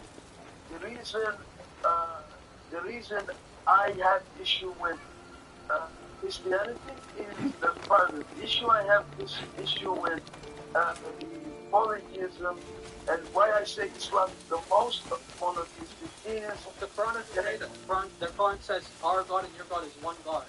It is the same. Yes, it is one God. The Jew and the Christian and the Muslim worship one God, but the Christian, they worship also Jesus, and they say Jesus is, who is a human being, is God.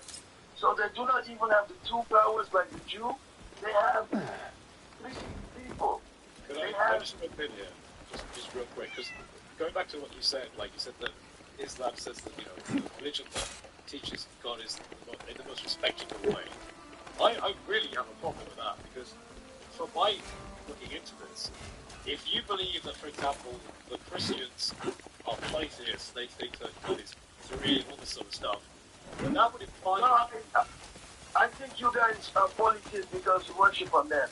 If you worship just God and the Holy Spirit, I would accept you. Okay. If you become a Christian, you're saying you become... Well, hold on, but who gives you these rules? That's what I want. Who gives you these rules? About the Old Testament gives me these rules. God is not a man. So that's your standard? The standard is the Old Testament? No, it's not my only standard, but your own book telling you that God is not a man. We want your standard. Right, my standard is the Quran. Okay, and the Quran contradicts the previous books, right? The previous books contradict the Quran? Are you saying they do or they don't? They do. They do. Okay, so the prophets that were originally given this revelation by Allah, which were directly how they did it, they were unable to preserve that revelation coming down from the children of Israel through to Isa and onwards, right? They failed to preserve it. It's not them who failed, it's the people who failed. Your back looks right for a knife.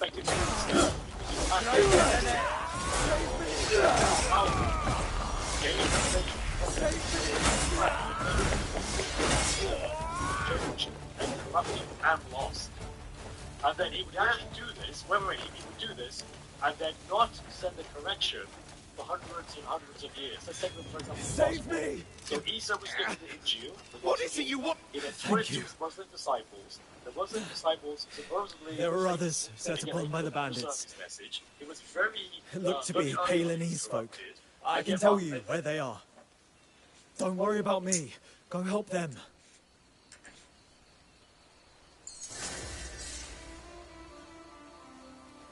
Yeah, allow this to happen. I mean, if you think this is bad, just think of the consequences of this. Allah basically calls Christianity through this method. So, according to Islam, Allah knew he would accidentally create Christianity, and he was A-OK with that. Okay, so you Christian, you make me laugh because this same type of thinking is how I used to think when I was in atheism. So, you know, the argument I would give, when I was atheist, I would say, oh, God is not all-knowing. Why would he create human beings when he knew we were going to sin? You see your logic here? Why would he create that? You know we're going to sin? Yeah, but my friend, we have reasonable, sensible answers for that question. But what is the answer then? Well, I would understand and why? The answer is why Allah said... You know Muhammad's answer to that question? Yeah, Muhammad's answer? Isn't that surprising? What is the answer? Okay, why did God create us knowing we were going to sin? You know Muhammad's answer? I mean, if we don't sin, then I know it's forgiveness. Yeah, I know what you're going to say. Yeah. Yeah. Okay. Okay. Where did you want to go with that, Chris? Because I just wanted to go back. Okay, so we come out. Bloody hell! You're just skipping over the fact that he's Didn't know, a did I? Unitarian. Yeah, I want Skilled as ever. Who's there? Hey, you! Moving in, sir, I'll lodge an arrow between your fucking eyes! Another bandit. Don't you recognize me? Hold on. Could it truly be Cliff by the ancestors? Cliff! He couldn't... It really is you. It's been too long. Glad to see you're still Greymanes at heart. Cliff! Anders, clean shot. Oh, you can say that again. So, you've been alive this whole time? I had to live long enough to see you again, my friend. That day, we chased some black bears to the far reaches. By the time we returned, the battle was over. What are fighters to do when there's no more fight to be had? We've been doing all right catching bandits for coin. You haven't changed a bit. It is so. Now, listen here. We're all tired of dealing with bandits, so we've set our sights on Calfaith. There's no shortage of black bears to kill there. Listen, I thought we might hear news of survivors. And we'd happen upon any others had the same idea. Join up with them, right? Well, we've a new camp where the others have been gathering. The Greymanes live on. Thank the ancestors. That's good news indeed. Those bears better be ready. Once we're gathered, we'll return their beating tenfold.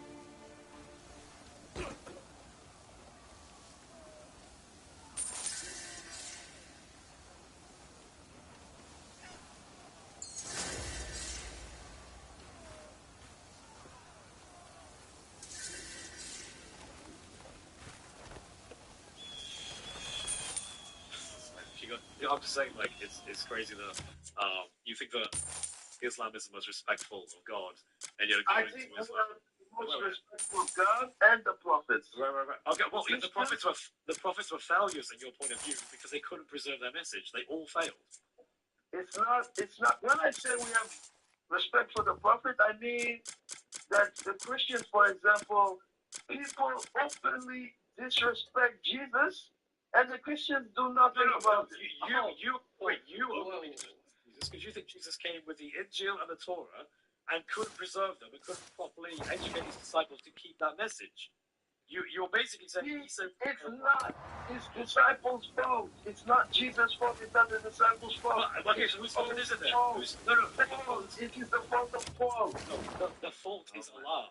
Allah should have known that would happen, but he decided to do it anyway. He ends up creating Christianity. He convinces millions and billions of people to believe that Jesus died on the cross and that he resurrected and that he actually did preach the correct gospel.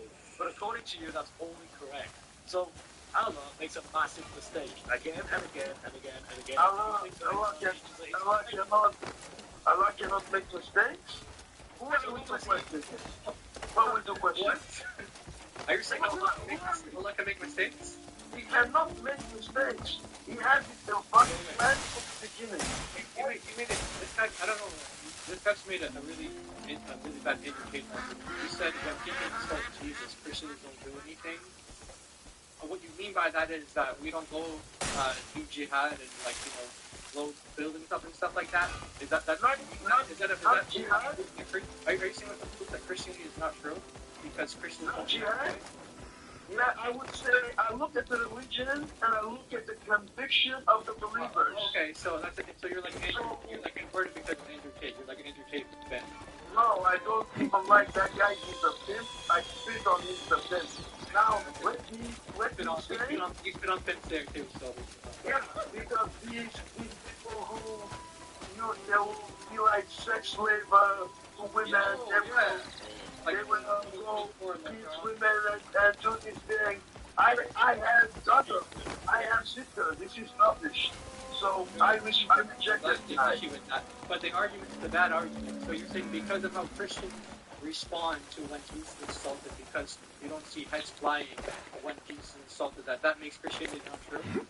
I would doubt the belief of the most Christians. I know Christians in Does he tell us to respond like that? Does he tell us to respond like that? To respond to insult?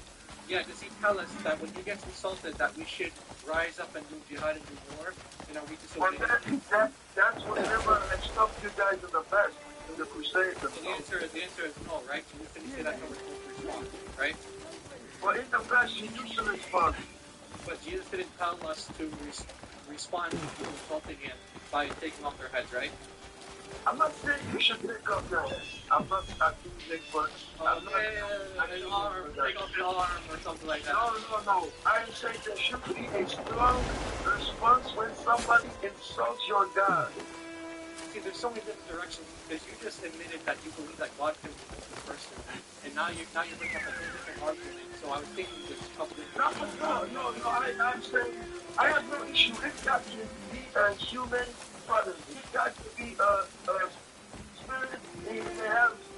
Okay, so if you take issue with God in the name of the Spirit taking on human flesh, you take issue with that? Yeah, I don't believe. Okay, let's go to the Quran. So you take issue with God or God's Spirit taking on human flesh, right? Yeah, of course.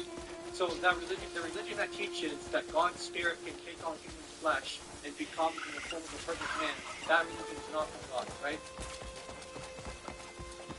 Yes, God, yes. Because I want to use the example let me say it again. The religion that teaches that God's Spirit can take on human flesh and appear as a perfect man is not from God, right? Do you want to use the example of Isa? I want you to answer the question. I will not. I cannot give that answer because I know where you're going. Okay. Let's go to the Quran and see. Let's let him answer. Yeah, go ahead. Yeah, I agree.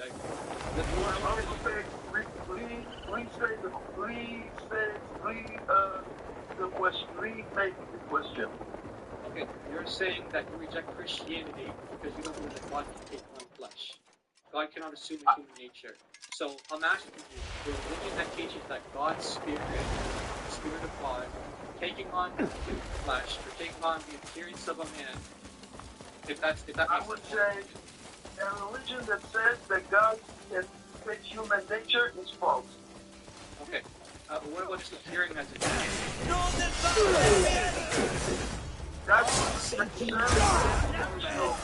So Wait. So what's the difference? No, not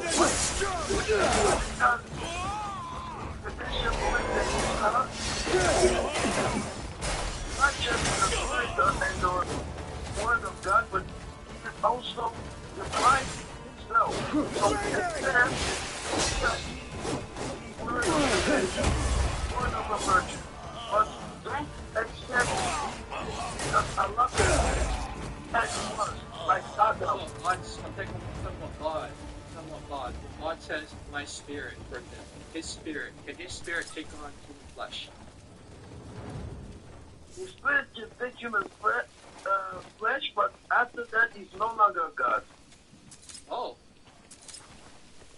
So yeah. after God's spirit takes on flesh, it's no longer God. It's no longer God because he is gone through. I don't want to be crude, but he has gone inside woman. Just wait. If this is in context of like the word, he's are you trying to say that if he existed before becoming or joining onto himself the fullness of humanity, he was God, then he wasn't God? Oh, am I not getting you there? Hey guys, wait, if you want, like, we got other guests, so. Okay, we can move on. Just before I leave, chapter 19, verse 17. Chapter 19, verse 17. If we can just pull that up real quick, and then we can move on. I got it. Right. So, can you read this? That's not a good translation. Not this translation. Not this translation. Other translation. Yeah, it doesn't say angel. Yeah. Oh, that was my bad. I'm tripping. Yeah, I knew that. It's all good. They give the word and then they add in parentheses. There we go. Bad. Okay, there you go. So hey, can you read this one? Our Muslim friend, can you read this? She took a part from them, and we sent unto her our spirit, and presented to her a man without fault. So the spirit. That is Isa. That's Isa? The man without fault is Isa. Wait, I'm sorry? No. It says, then we sent her, Mary, our spirit. Oh, no, this is Jibril, Father. I was going to say, if that's Isa, then you have some serious hopes. By the way, guys, little side note, that always has been a minority Muslim position, that this is this, like when they connect it to 4171, it refers to Jesus not only as the word of Allah, but also a spirit from Allah. There's always been a minority Muslim position that this is the spirit of Jesus showing up, and then Allah breathes it into Mary. So the spirit presents himself to her as a man without fault. So a perfect man. He comes in the form of a perfect man. He came as, this was two men. Yeah. He came to her as a man. And the point there is, Allah's spirit arrives as a man. So did he stop being, was he no longer a spirit because he was a man? Like, this is the same spirit that was breathed into Mary.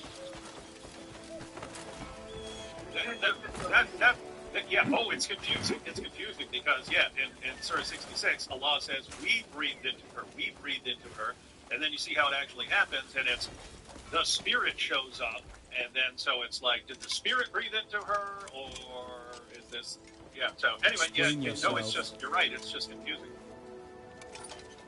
I actually think the way I would harmonize this is, yes, the spirit was the spirit from Surah 4, verse 171, that calls Jesus a spirit from Allah, and that this is the process of Allah breathing the spirit into Mary, who shows up as a man. It's hard to make sense. I would have to go back and read, but why I would be reluctant to say that is because Jesus here is a man. He has not grown up yet. You understand what I'm saying? This would make him almost like eternal. Okay, but the spirit, when the spirit, appears as a That this would perfect make him man. almost eternal. Yeah, that would be like the Christian view. So this is Jibril. Funny. That is not funny. So wait. So if you take it that way, then it makes you eternal. It would make him like more than. It would make him more than a human. Exactly. If not eternal. Yeah, that's the point. And he sounds more than human in the Muslim story. He's called the Word of Allah. No one's called the Word of Allah. It's called the Spirit from Allah. And then Allah says He breathes the Spirit into Mary, and you have, you've had Muslims who interpreted that as the man who appears to Mary is the pre-incarnate Jesus, but still able to appear as a man. Notice the passage says nothing about Gabriel; just says the Spirit. Again, Jesus is called the Spirit. Also, this is in the same chapter. If you notice, this is in the same chapter where Allah talks about His own Lord. So if they're also talking about Jesus, now you're no longer a binitarian; you're not a Trinitarian. You're talking about Jesus. There's two lords in there. Allah is talking about His Lord. So that's interesting. Yeah. So your objection is you can't basically the reason why you said you can't be a Christian, now you have to apply it to Islam, and you either say that's not a good reason to reject Christianity, or you have to reject Islam as well. Well, it's not a good reason for. I would have to say it's not a good reason to reject your religion. Good. You're getting closer. Yeah, that's smart. I mean, there are other issues, but I will be fair here. Okay, that's good. That's very honest. So, Kazim, you're welcome to join our platforms anytime you show yourself that you can be honest and humble. That's really good. We can talk to people like you any day. So, I'm live Monday, Wednesday, Friday, usually around the same times. You can come anytime, and we can talk about more things that you may have an issue with Christianity, and we'll talk about those things. Shake It Off. He's also live on his channel, Inspiring Philosophy, usually right after my lives, and I guess other random days too. I'm live Thursdays. Nice. Jai, he's also live, usually Jai and his wife DLC on Jai and DLC Reloaded. So you can check out any of us. You can also, if you want to talk to David Wood or Chris, they go live as well. And so you can hit us up at any time or find us live. We'll let you up, okay? Okay. Can I ask you guys one question? I gotta let the other guests get a try, brother. Okay, no problem. Good day. Yeah. Nice talking to you. Thanks. All right. Pray for him, guys. Pray for him. Yeah. Do you require something? Let's see here. We got Real Talk. We got this guy. He's talking to us in the chat. Hey, shoot. Sorry. Real Talk. Are you a Muslim? You're on stage. Yes, I am. Come back.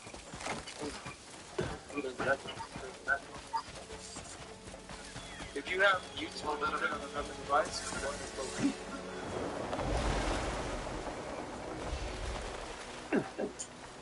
how about now? Yo, I still hear it.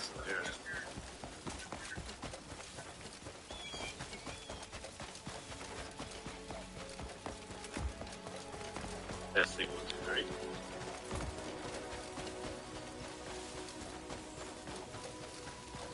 You think you fixed it now?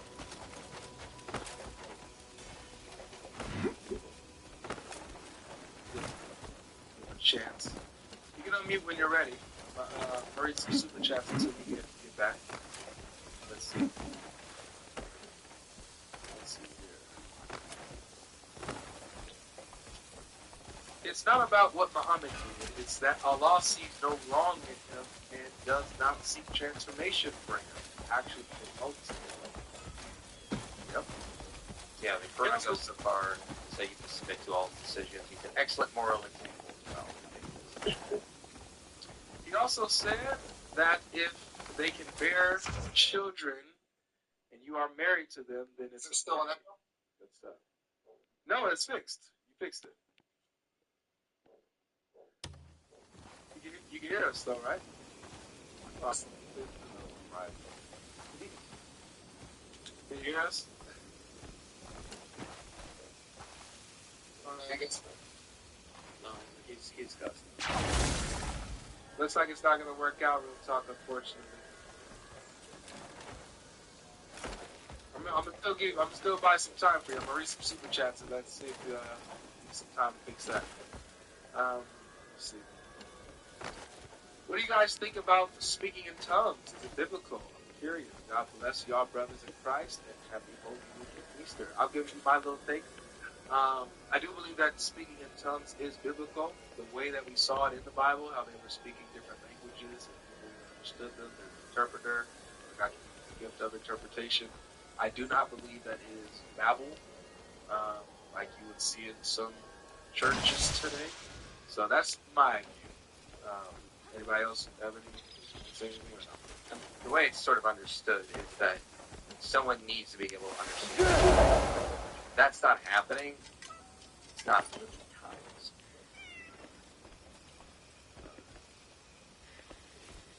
All right, real talk. Did you? All right, it looks like it's not working out now. That's unfortunate. Maybe we could try another day. It's all good. We could try another day. No. Let's bring up Matthew 6:24. What's up, man? You Muslim? Okay, so this is about Muslims. Oh, this is only Muslims. Salis Ahmed. Salis Ahmed. You're on stage. You gotta speak up for us. Nope. No. Gotta speak with your chest, brother. Go to your settings and increase your output volume. Lost him too. Running? Running away? You won't answer me. Okay. I just raised you up. Welcome to the show now. Oh. Okay. I've been wanting to ask you guys a question. Wait, can I get an apology? How do you kiss your daughters? Can I get an apology? For what? Because you said I was running from you and I brought you up.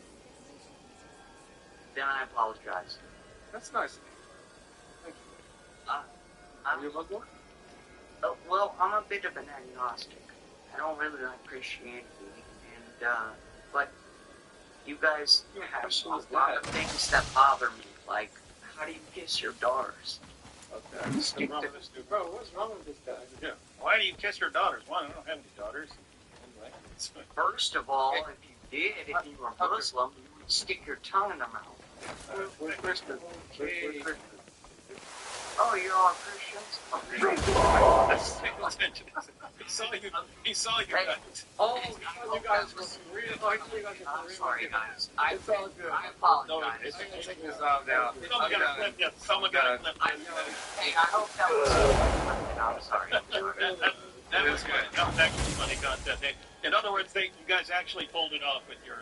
You guys exactly with the shake. Oh shit! You believe in magic?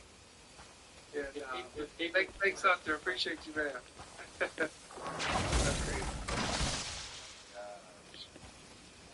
great. Habibi, oh Habibi. If you believe in sticking your tongue down your daughter's throats. Just to be clear, that was Muhammad's grandson. Yeah, that was his son. So you could ask the same question about sons with Muhammad. Grandsons, in that case. Econ Miliz. Hello, everyone. How are we doing today? There we go. Hey, You're doing all right? Thank you. Yes. Peace be upon thee. Are you a Muslim, bro? Oh, not it. Are you a Muslim? You don't sound like a Muslim. Did he say peace be upon thee? He did. I thought he said. I'm just checking, because I'm Ruby. I'm trying to get a real conversation here, guys. Let's see. We got 12 in the house. 12, what's up, man? Oh man, my bad. I'm sitting there laughing at y'all. How y'all doing, man? We're all right, man. We're all right, dude. You see us trying to get through the street. Yeah, my bad. I should say, so I'm alaikum. Whatever. Right. That's what's up, man. Hey, David, how you doing, man? How you doing? Pretty good. That's what's up. That's what's up. Yeah, I'm the guy that. Oh, praise God. Yeah, man, appreciate it. Praise God. That Bill was a big part of that, so I just wanted to give you a shout out. I was, probably should apologize for some of the things I said. I didn't know the origin story right in the Quran thing, so I understand. But I did want to ask, one of the things, huge with Muslim people, like the preservation and preserved and all this other stuff. Like my family, they're big on that too. So I want to say, like, how would you combat that? Like, what can I say to prove? I know there's like 4 Qurans or something I heard from you guys. Oh, there's way more than that. Man, I got Qurans, I got dollar bills. I've seen that before. I got Qurans, I got dollar bills. Go ahead, talk to me. Yeah, there's a lot of different ways to address that. Like maybe showing you can actually show them different versions of the Quran in Arabic, and if that contradicts some of the statements they're making, like sometimes they'll say that it's the same Quran from today as it was in Muhammad's time. No matter where you go in the world, Russia, Europe, whatever, it's the same exact word letter for letter. If you show them Avery's little Quran right there, that debunks that. If they say to you that this is the same Quran that Muhammad recited to us, there's another, you can talk about how the companions had different Qurans. They had different surah numbers, different chapter numbers. Some had less, some had more. There's a lot of different approaches, but what are some things that you're saying exactly? Good day to you. Kind of help you out better. I really don't think they're like too knowledgeable on it. I really just think it's that same Dallas street. I just dropped a link in the private chat. It takes you to something that Guy goes to archive.org, and he has listed a bunch of the variant Quran readings, and he categorized them by like how they impact theology. So he's got 41 that highly affect Islamic theology, 42 medium, and you can see at the top how they affect that, and then you just show, well, look at those. You go like, Surah 2, 125, In the Uthmanic house, it says, and take the station of Abraham as a place of prayer. But in the Uthmanic Warsh, it says, and they took the station of Abraham as a place of prayer. Mm-hmm. So you can see those differences right there. Yeah, and they were, you guys were mentioning that there's a couple different directions you could go. As far as the preservation of the Quran, there's 3 main directions you can go. As Jai was pointing out, Muhammad's own companions didn't agree on what's in the Quran, but there you can just go to Muslim sources. You can go to Sahih Muslim, which talks about 2 entire chapters of the Quran being forgotten because the Muslims were just too lazy to recite those chapters, and they got to the point where they didn't remember them anymore. And then so you have that. You have large passages coming up missing. Ubay ibn Ka'b, one of Muhammad's top 4 reciters of the Quran, said that over 200 verses were lost just from Surah 33, just from one chapter. So you have large passages being lost. You got Sunan ibn Majah, 1944, which says that Aisha's sheep ate some verses of the Quran, and those verses aren't in the Quran anymore. But why? Sheep. Yeah. She said they were preparing Muhammad's body for burial and stuff like that, and she had the only copy of this section of the Quran, and a sheep came and ate it, and those verses aren't in the Quran. So you have that kind of thing, and then as Jai was mentioning, Muhammad's top reciters of the Quran, one of them had 111 chapters in his Quran, another had 116. Today's Quran has 114. They're kind of, they couldn't even agree on which chapters were supposed to be in the Quran. You have that actually going to the Muslim sources and pointing out what a mess it was for them to even try to compile the Quran into a book. That's one direction.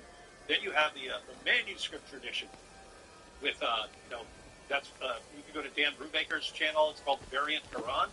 But he actually has a video where he shows a page of the Quran. He shows 11 differences on one page of one page of a Quran manuscript.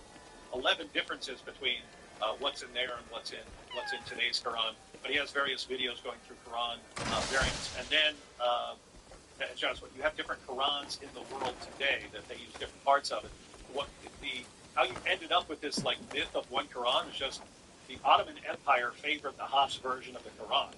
And so they were the last dominant caliphate, and they controlled a lot of territory, and so they used one Quran, and then it just became a lie.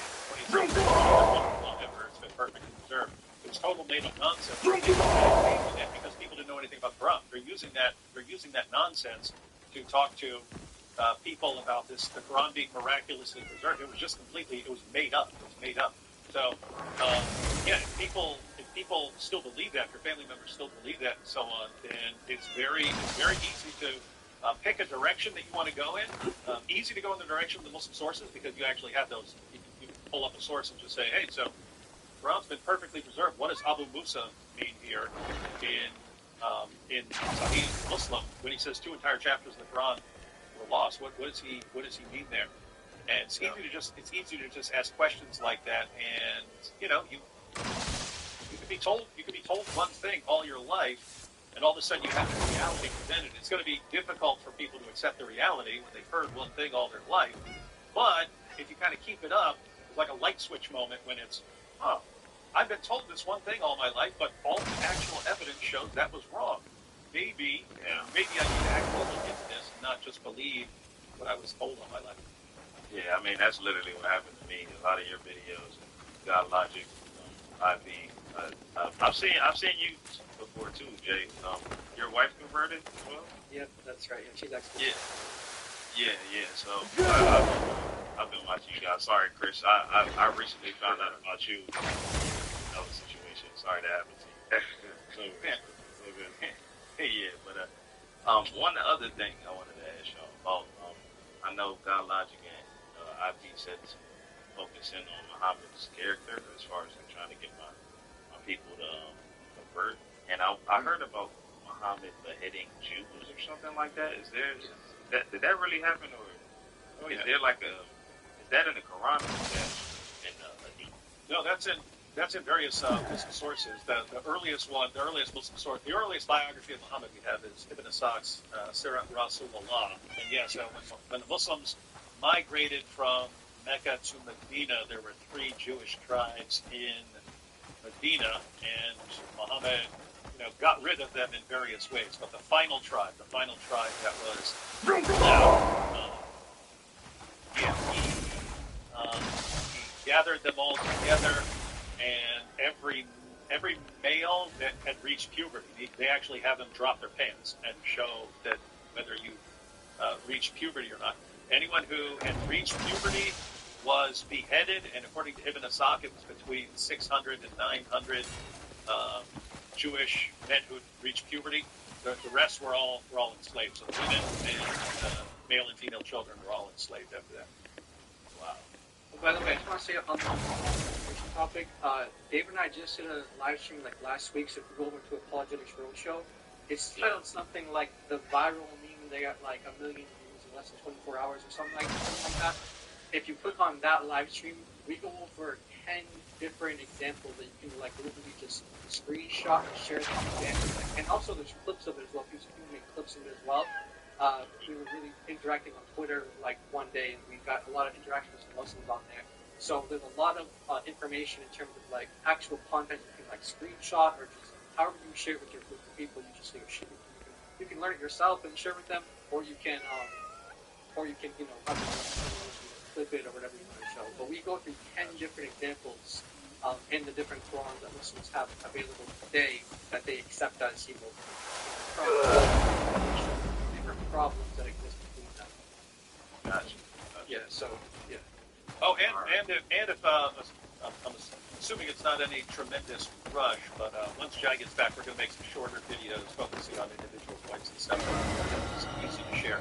But yeah, right now you can just take screenshots of stuff we put on the screen. Okay, cool. Yeah, I know this is a recording, so I'm definitely gonna double back on that. This right here, this is the book that David Wood was talking about, where you'll find the story of him having those Jews unalive. Yeah. And a lot of you'll find actually a lot of stories in here. Aren't the satanic verses in here too, guys? Yeah, well, it's interesting because Guillaume puts them in there, but he has them like in brackets because we don't have an actual copy of Ibn Ishaq's Life of Muhammad as he wrote it. We have a later recension, but it's by someone who took out a bunch of the embarrassing material. But you had other Muslims like Tabari and so on who were quoting the story of the satanic verses from Ibn Ishaq. So he knows that. So late that we know that was taken out. So Guillaume here puts them back. He puts things back in that other people were quoting from Ibn Ishaq that he knows were taken out. All right. Thanks, man. I appreciate it. I'll definitely double back. One last thing. So, brother, he's a big conspiracy theorist. Have you guys ever heard of somebody named Marcion? Yes, I have. Yes, I know a lot about it. Okay. What's he saying? I mean, he just sent me a meme. He sent me like a little reel or whatever, and this guy was talking about it. So I just, I figured I would ask you guys about it to see if you. Yeah, so early on in the 2nd century, there was a guy named Marcion in Rome who decided that the Jewish God, the God of the Old Testament, was a different God than the New Testament. And so what he did, according to our church fathers, we just lose him? Is he still here? No, I'm still. Okay. Yeah. So what he did is he stopped using the Gospel of Matthew, Mark, John, and he took parts of Luke's Gospel and some of Paul's letters. Made sure he went through and took out anything that was Jewish, and then he presented that as if it was a canon. And when he presented his Gospel, it was anonymous. And the church responded by going, what are you talking about? We've never accepted anonymous Gospels. We've only accepted the Gospels of Matthew, Mark, Luke, and John. And so he tried to sneak this anonymous gospel past the church fathers, past the bishops. They caught him. And so he had his own little heretical group for a while. It died out. Not successful for several reasons. But that's what he did. We have so he's pushing this really weird conspiracy that the Christians, like Jesus and the disciples, were not Jewish. They were somehow like anti-Judaism, which is completely against our earliest sources from the 1st century. Because we have the Gospels, the letters of Paul, the pre-Pauline literature, all filled with Jewish themes, using the Old Testament. So that's why we know Marcion was wrong and heretical. He came much later and tried to change Christianity. A Muslim wouldn't be able to agree. Hello to you. Because a Muslim would have to say that if he's correct, then like you have to like cut out the Torah, which Muslims have to affirm. Right, they have to affirm the Torah. Right. But Marcion, by the way, he was excommunicated by his own father, right? His father was excommunicated him, so he had a lot of issues. But when did he come around? So this would probably be in the 2nd century, probably around 150 AD or so. Probably a little bit after to get the exact dates. I don't remember the exact dates off my top of my head, but it was 2nd century for sure. Yeah. Okay. All right. That's cool. Yeah, I'm not gonna take up too much of your time. I definitely appreciate y'all. I don't really got too many people to talk to, so I always try to get on your lives. Yeah, man. So God bless, man. I'll definitely. God bless you. Good to meet you. Good to meet you. Yeah, good meeting you. God Logic, I sent you the email too, so definitely holler at me when you get a chance. I know you have sure. I got you, brother. Yes, sir. Appreciate it, man. Peace, man. All right, we got Rashid on stage. Rashid Wajid, how you doing? Welcome again, Avery. Thanks for having me. Okay, so I see that, and I'm just going to be straight, like I always am straight. Avery, you know I'm always straight, right? So, okay, so we'll get into it, but first, just want to let you know, right, that we are fully aware of what you're doing.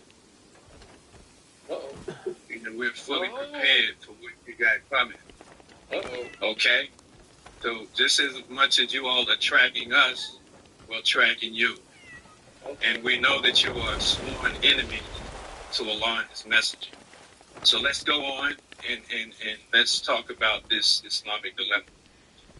The lie that you had. What we got going? Are trying to inject the truth. Okay. What you got going on? Well, yeah. What Dave the Devil, he can tell you. Who's the devil?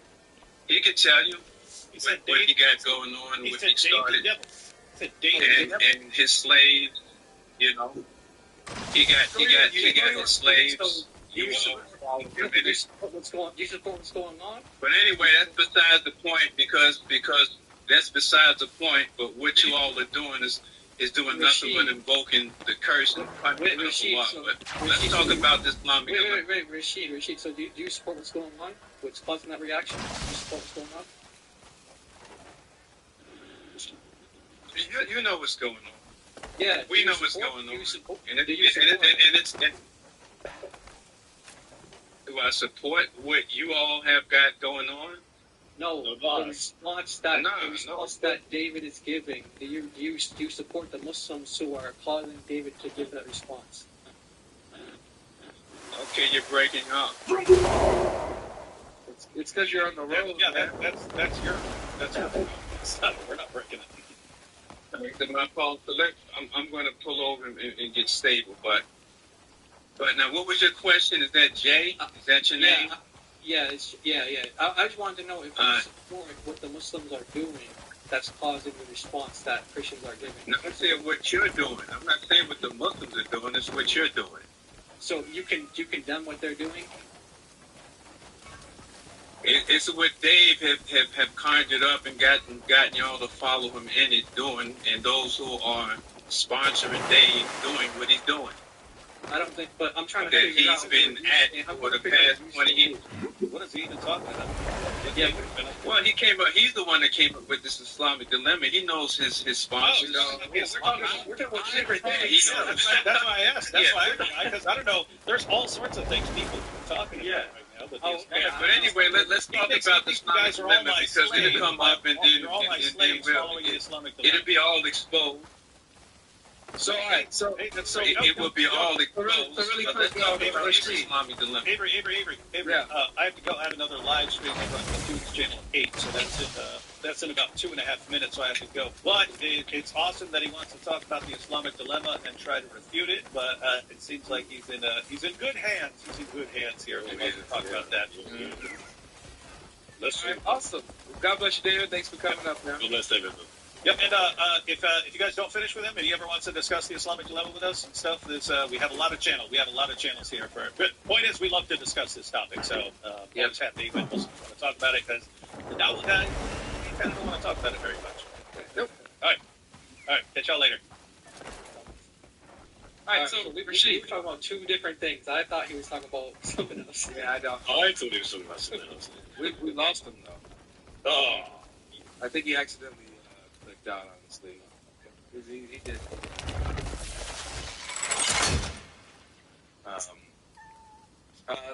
Let's give him a little bit of time to come back. I'll read a couple of super chats and we can go ahead and get that going. So let's see. Let's see. So Allah isn't only a deceiver, but the best of deceivers. So I would expect the biggest deception from him. Something like telling Muslims to follow Islam and get to paradise, and actually it's an instruction on how to go to hell. Yeah. Introducing the new Busting a Zut offer. 30 grams of protein in stores. No. Ty says, I fail to understand how a vain God like Allah allows to corrupt him. Elmar says, I don't wake up for work unless I give myself permission to wake up for work. That's good. Exposing how Zut got Muslims living. David's YouTube video is fire. Thank you, man of God, for sharing that truth. Much love to you and for you, Chef Avery. May God continue to bless you all. Thank you. All right, we got Rashid back. All right, can you hear us? Okay, can you hear me? Yeah. Yeah. Okay, that's fair. Yeah, but you got the message, right? Yeah. Y'all are you're incurring the punishment of Allah as warned enemies. And That's we fine. advise you. Yeah, that's fine. We're protected by the Holy Spirit. Okay, you can stay fine until the punishment reaches you. But go ahead, let's talk no about punishment gonna reach us, man. We got the Lord Jesus Christ. Okay. Man. We got the Lord Jesus Okay, Christ. let's enter into a mubahala. Okay, No. after we finish. Okay, so Jay, you know what that is. Jay. What's your argument against Jay, Islam? Jay, who we get the Kalamu local to allow? Rashid, are you able to hear what I'm saying, or do you not hear me? Go ahead, David. Go ahead, kick it off. Start it off. Go ahead. All right. So the Quran says that it confirms the scriptures as in the possession of the Jews and Christians. Do you disagree? Or agree? Is that all what the Quran says? Or is that what you? Oh, there's a lot, but let's go step by step. Do you agree with phase one that the Quran confirms the scriptures that is in the possession of the Jews and Christians in Muhammad's time?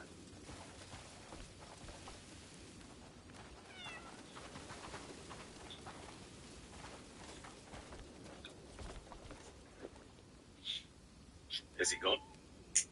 He's right here. Yes, sir. Rashid, is your connection good, bro? Because we can't have a conversation if your connection is messed up. I think he's driving. I think he's. Yeah. Well, that was fun. All right. Well, let's see. That would have been a nice time. I know. Yeah, I was looking forward to it as well. He even wants to ball with you, bro. Like you want. I was ready. I'm dressed for the occasion. I'm dressed for it. I'm ready. Yeah. Shoot. We got a super chat from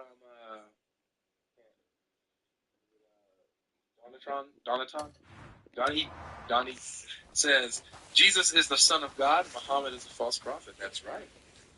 Mm-hmm. All right, Ahmed, you're back on stage. Today's Ahmed. Hello, can you hear?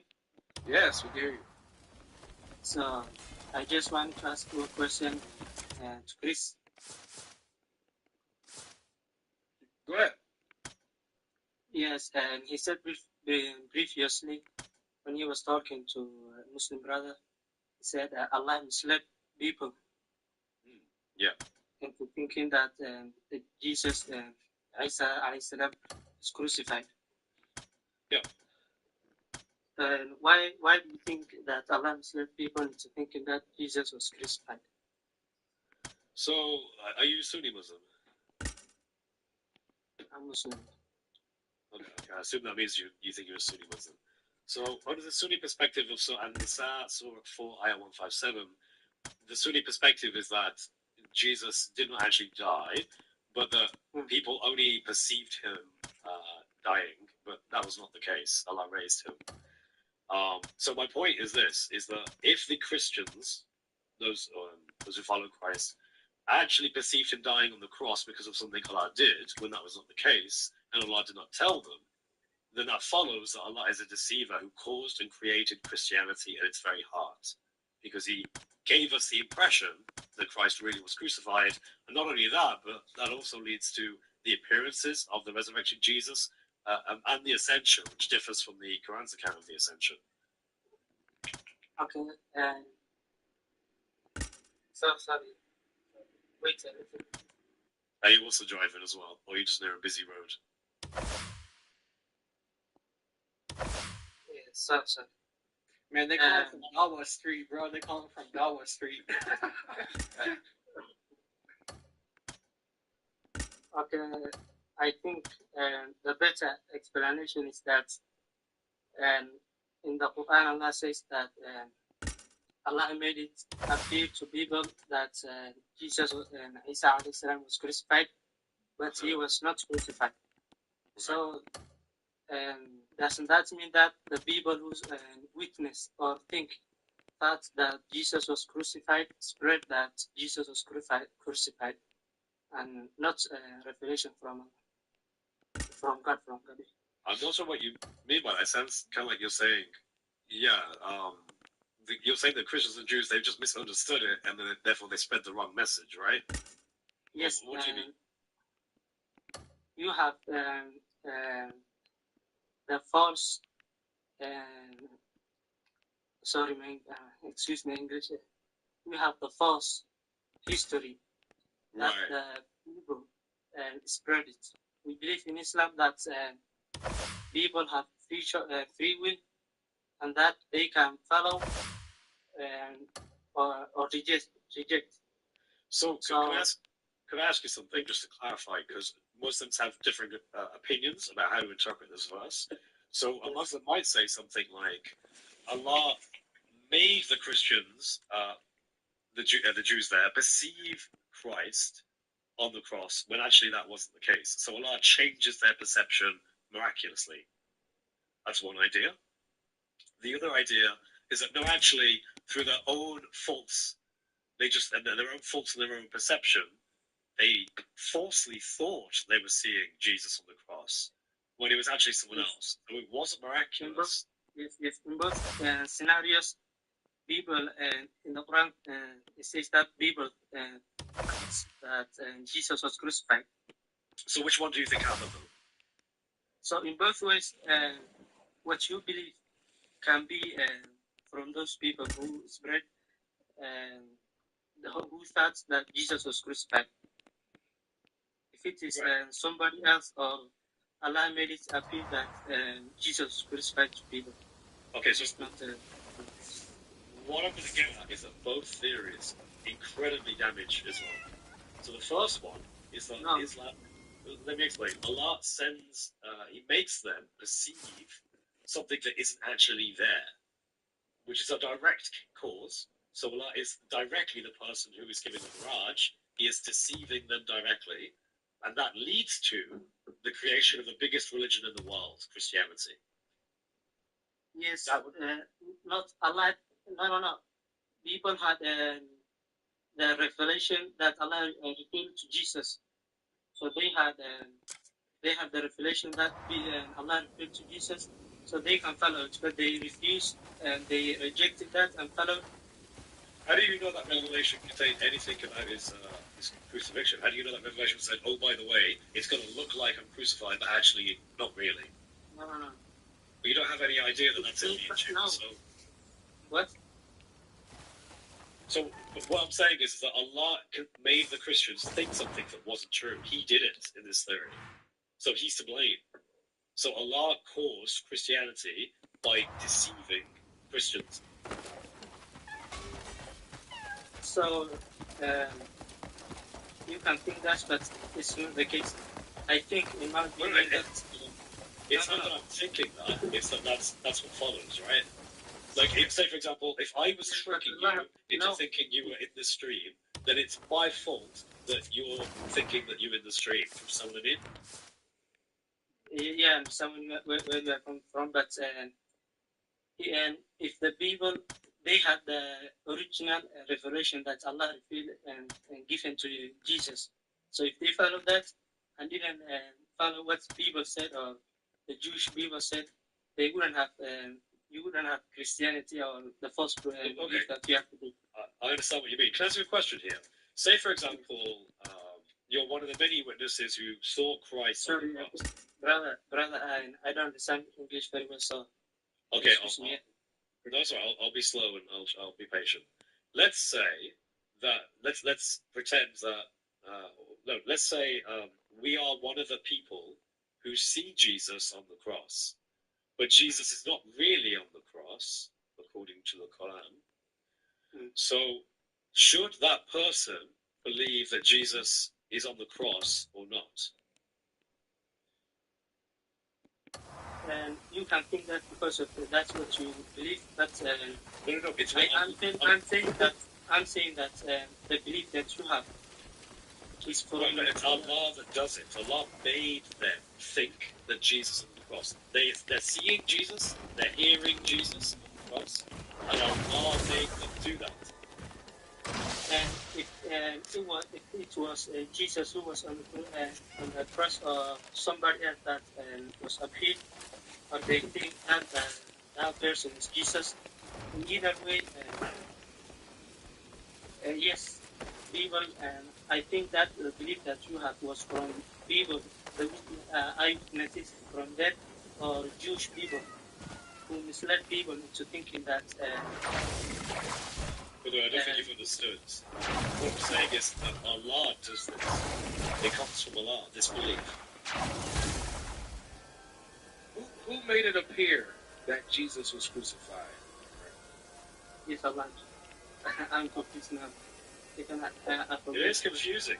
It is confusing, isn't it? Who made it appear that Jesus was crucified? Who made it look like and sound like Jesus was crucified? Who's responsible? Allah made it to save him from being killed. Good. So Allah did it. So the people who were there, were made to believe that Jesus was crucified by Allah, correct? Yes. But they can, I think that if they have, I think that the person who was crucified, as Chris said, was not Jesus. It was somebody else. So we got you. Allah had somebody else get crucified in Jesus' place. Was another problem. But Allah made everybody believe that Jesus was crucified. So therefore, not everyone, but everyone that was there, right? Yes. Who was the Jews, the followers of Jesus, his mother, they were all there. I don't think that the Quran says okay. So could they not believe that Jesus was crucified, even though Allah made them believe it? Yes. Did they not believe it? Yes, if the person was not Jesus himself. And, no, you're not understanding. Since Allah made it look like Jesus was crucified, yes, could someone who Allah is making believe something, could they resist that belief? Could they believe something else? Yes, and it's also said in the Quran that it was appealed to them. So the people who was Chris, do you want to try again with them, or are you done? I just want to summarize just real quick. My friend, I appreciate your politeness, your calm around this conversation, but I think you need to think about what the Quran says and what that means for who Allah is. Because as Christians, it makes no sense to us that Allah would deceive us, he would trick us into thinking that Jesus was crucified when in fact he wasn't. That to us seems cruel, and it seems like something God would not do. God is beyond that.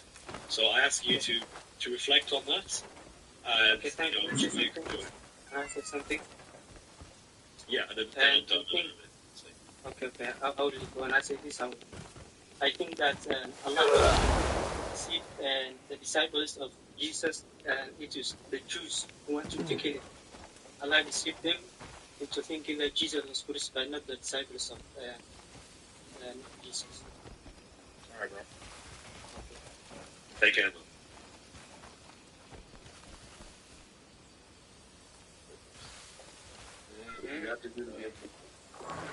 Guys, I was planning on going till the 3-hour mark, so we're wrapping up pretty soon.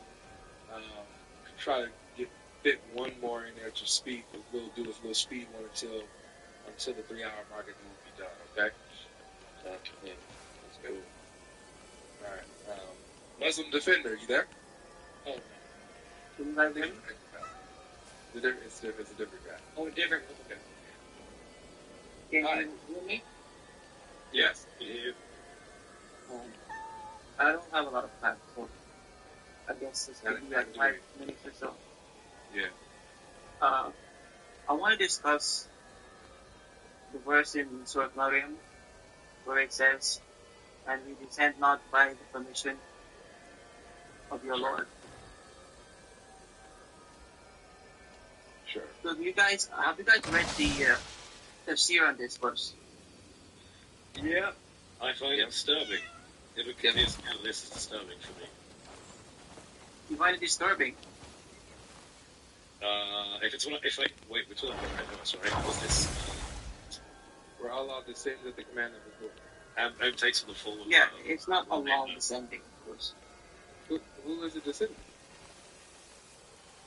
It's the angels. So the angels are speaking in the Quran here? Yes, the angel is speaking. The speaker is the angel. Okay, so the speaker is saying, that is paradise which we shall give as an inheritance to those of our servants who are God-fearing. We come not down save at the command of your Lord. So the angels give paradise, and the angels have servants, and so they give paradise as an inheritance? So the first part, that's Allah speaking. And the second part, that's Allah. That's a strange. Where did the speaker change? Because I don't see a change here in the verses. Have you read the tafsir? Yeah. So the tafsir says that the Prophet asked the angel to visit him. Why don't they visit? Then Allah revealed this verse. So explaining why the angel. Okay, if Allah is speaking, as in these are the words of Allah, but He's speaking on behalf of the angel. So Allah says, we come not down except at the command of your Lord. So speaking for the angels, including himself. He includes himself. No, he's not including himself. Yeah, he says we. It would make sense if Allah speaking for the angels says they do not come down except at the command of your Lord. That would make sense. But he says we. He is speaking, okay, he is speaking in their voice. No, he's not. He says we come not down. Yes, he's speaking in their voice. Muslim defender, would you agree the Quran does not clearly say the angels say this? Well, we have the tafsir, we have the hadith. The But hadith does the Quran say? Okay, that's not answering my question. Would you agree that the Quran does not say the angels say this? Okay, the Quran doesn't say the angels. Okay. So then the Quran is not clear, and the verses are not perfected and fully explained. Because you have to come in and explain this verse, so therefore Surah 11... I'm not explaining the verse. That's exactly what you're doing. He's explaining the verse.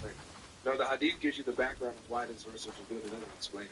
Okay, are you familiar with Taglis dialogue? With who? Taglis dialogue. I honestly don't know what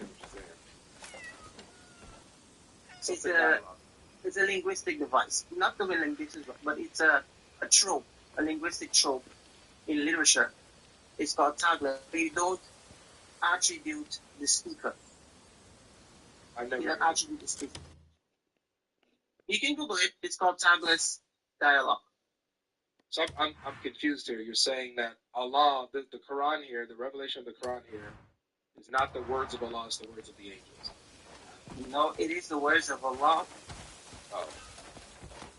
Taglis dialogue, it's using taglis dialogue, where it doesn't say he says or she says, but it's just one flow in the voice of the narrator. Can you give me an example? An example? Yeah. It occurs in the Quran a lot. No. The Quran is the one that's in question. Okay. Can you give me an example to prove, what you're saying? This is an example, but this isn't. I have an example. This is Allah speaking, saying that he comes. So I have an example, okay? All right. What's your example? But it's one that I don't want to use, but for this, I'm going to use it. So in a song, it's called Hometown Glory by Adele. Have you heard it? No. Hey, like I think I heard it once. You asked for an example now. Listen, you guys asked for an example, and now you lost it. Okay, here's the problem, though. Here's the problem. Here's the problem. If you're speaking colloquially, you're not Allah, sure. But Allah says in the Quran, all my verses are perfected and then fully explained. Listen, the Quran is clear. You've admitted this is not clearly saying the angels are talking. This is not fully explained. You have to come in and explain it, or you can say, Hadith has to explain it. Then the Quran is wrong when it says it is clear and fully detailed, and the verses are perfected and explained. You know, this has never baffled any Arabic linguist. Don't care. Yeah, we don't care because every Arabic linguist, every honest one that we would talk to would say, yeah, the speaker is consistent. So can you give me anyone that says this? There's no one. Can you give me an Arabic single? Can you give me an Arabic linguist? Hold on. Who says that? An Arabic speaker that says this is not Allah speaking and the proof they use? Allah is using a literary trope. So Allah is using a literary trope, referring to himself as coming down at the commandment of another Lord. Nice. It's not another Lord. Oh, that's what he said. Because we come not down except at the commandment of your Lord, including himself. I think you guys are being a bit dishonest here. Okay, my brother, this is what I need. Because I'm not being dishonest. I'm just reading. When we read the text, and we read it in context, there's not a single instance in the grammar where the speaker changes, ever. Unless you can show me otherwise, I'm open to that. Well, I'm reading the text. We can read it in the Arabic, we'll have the Arabic too. Allah is the speaker before verse 64 and continues in verse 64. There's nothing in the text that suggests otherwise, other than your theological bias. It's not a theological bias. It's a hadith that explains it. Okay, so let's do this. We didn't pull it out. You say that there's a hadith that explains it. I'm aware of your hadith. The hadith talks about how Muhammad was wondering why Gabriel hasn't visited him in a long time. And then it says, and this verse was revealed. We come not down except at the commandment of your Lord. Who was saying that?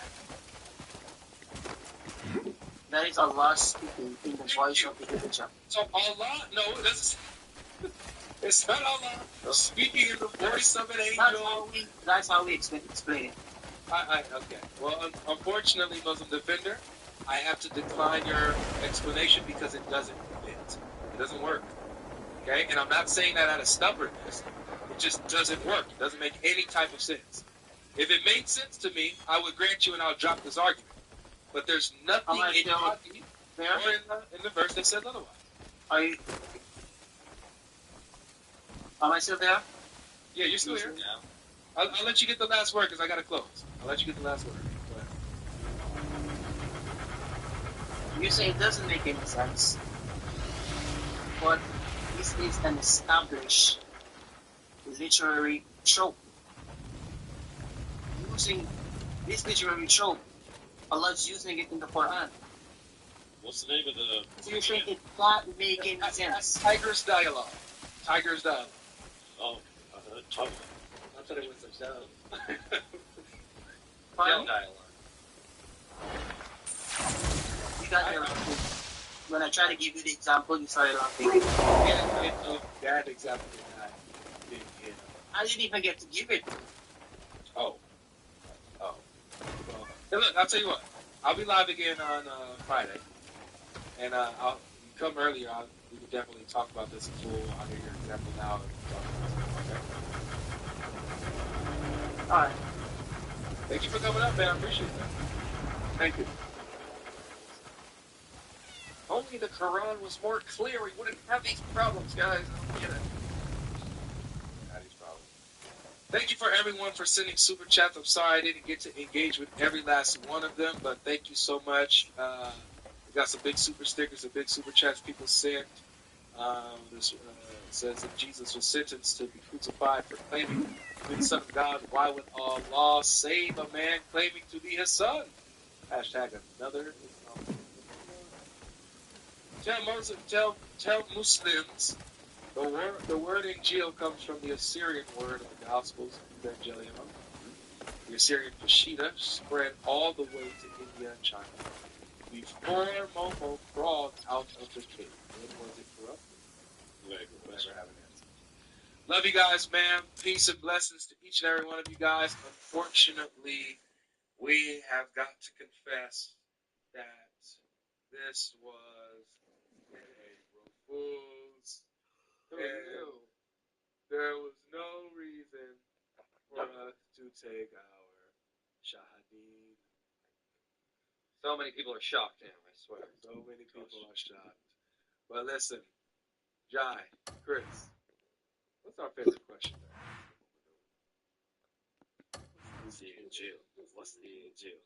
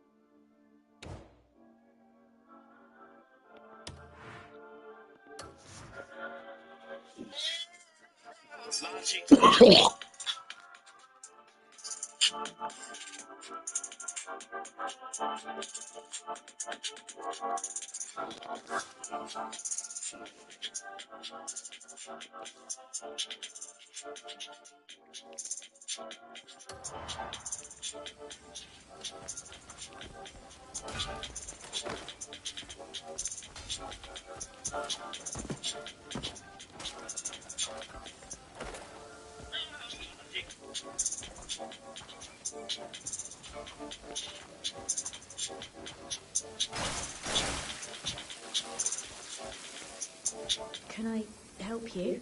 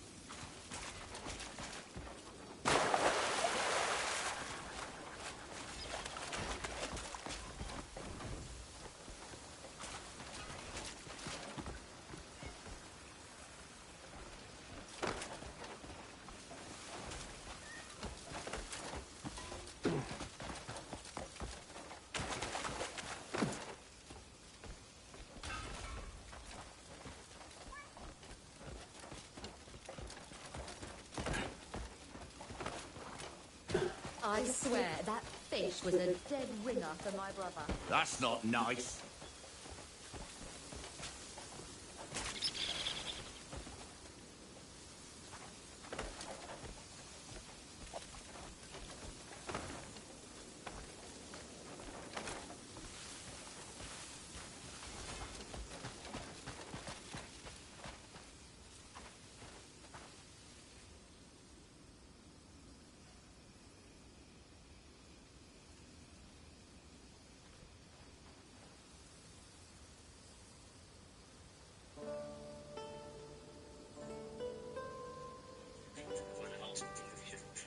Jason surprises.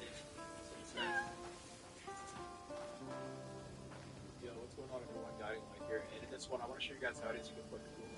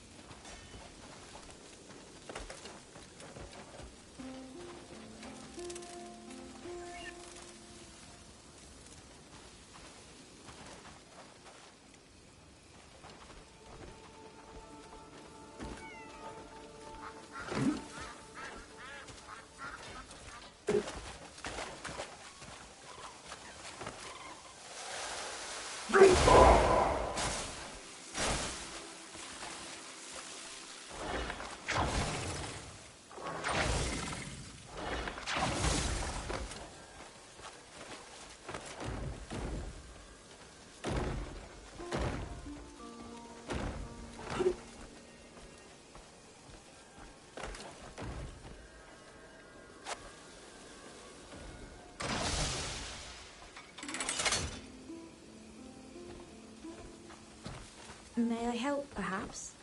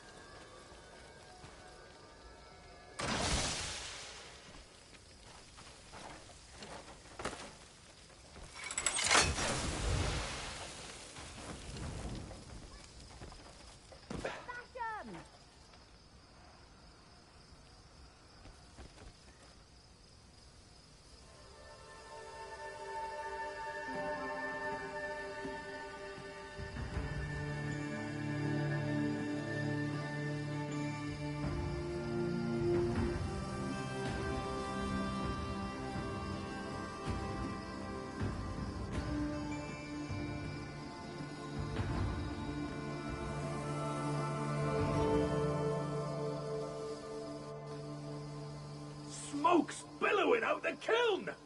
I can finally craft the pot again!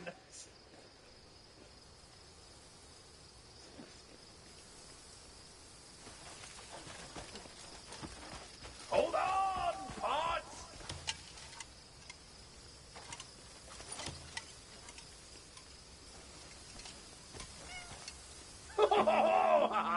You know, I wasn't expecting much from a human.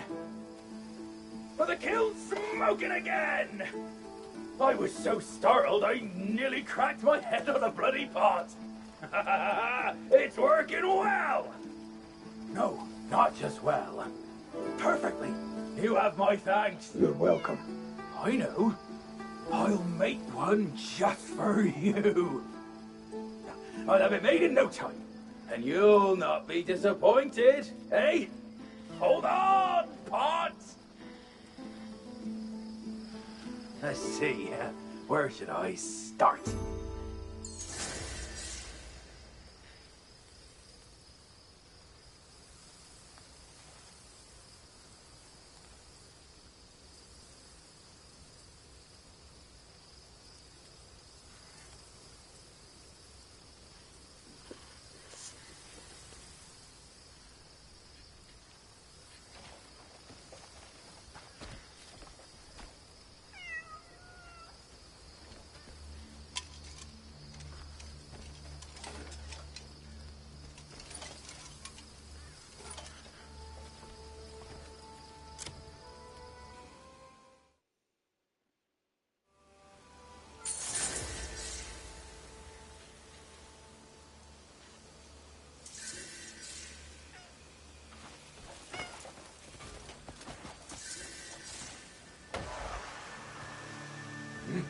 About bloody time!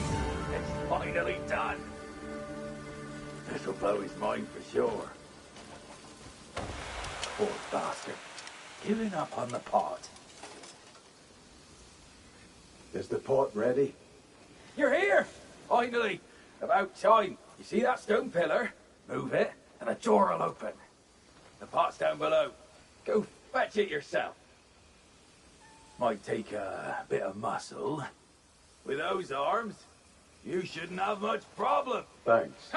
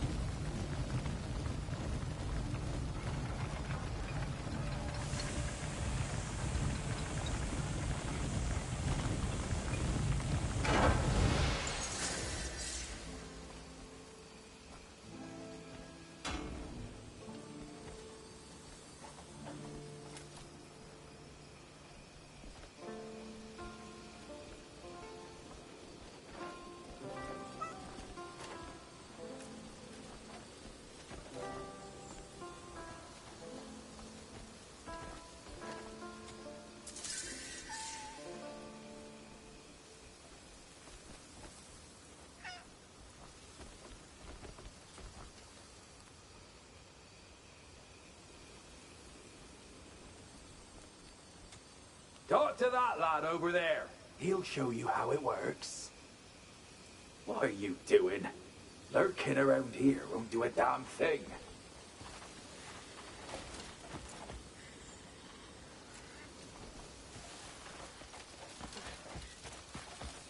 I won't warn you again.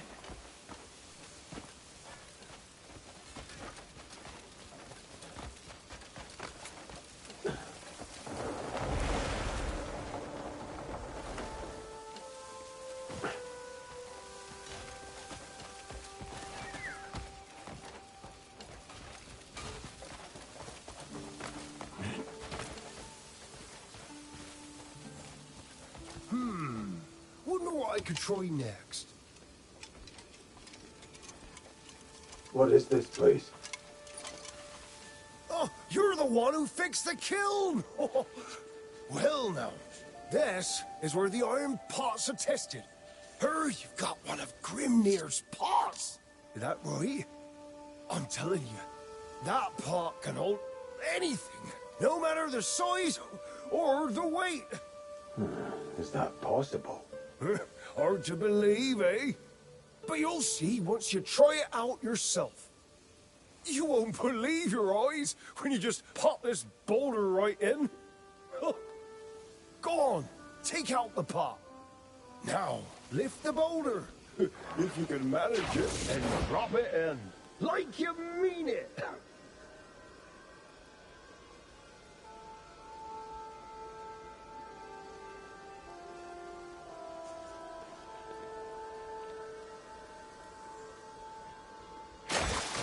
Feels lighter, doesn't it? Open it again, and the boulder will come right out. Use it whichever way you see fit.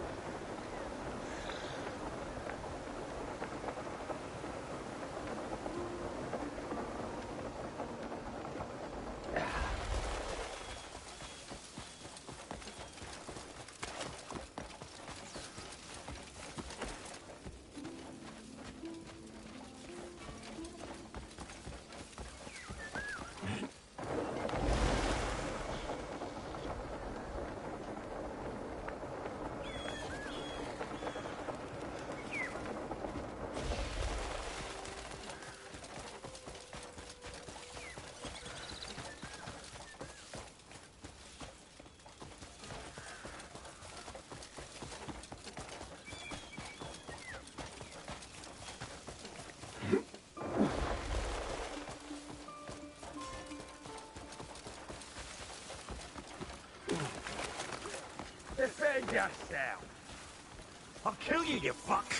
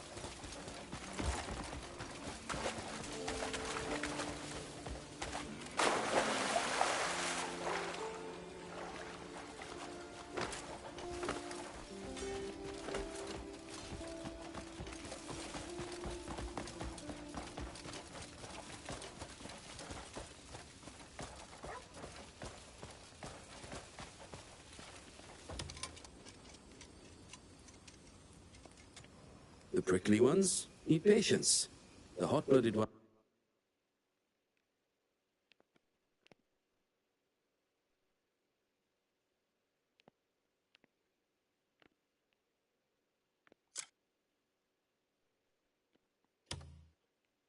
Here you go. If you meet them on their terms, most things sort themselves out. Looking for someone with speed, strength, or maybe a drinking mate.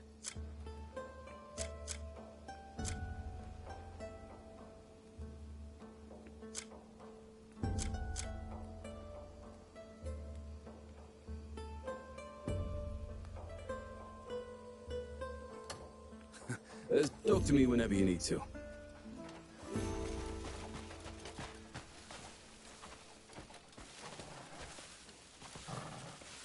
We've still got plenty of spare hides left.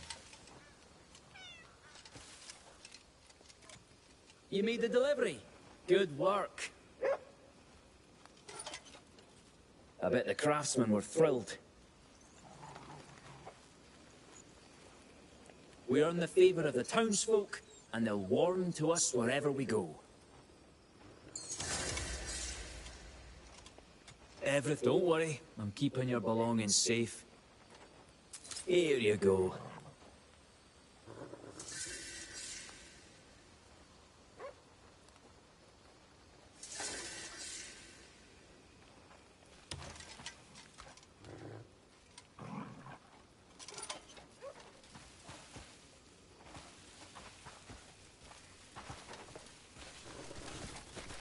It's good to have you here. I'm running a little short on meat. You got a minute? I've a favour to ask. I'm thinking of cooking up some dishes we used to enjoy back in the day for dinner. I've got everything ready except meat. And what's a feast without meat? Could you bring me some? The richer and juicier, the better. Everyone will be thrilled to have a proper feast.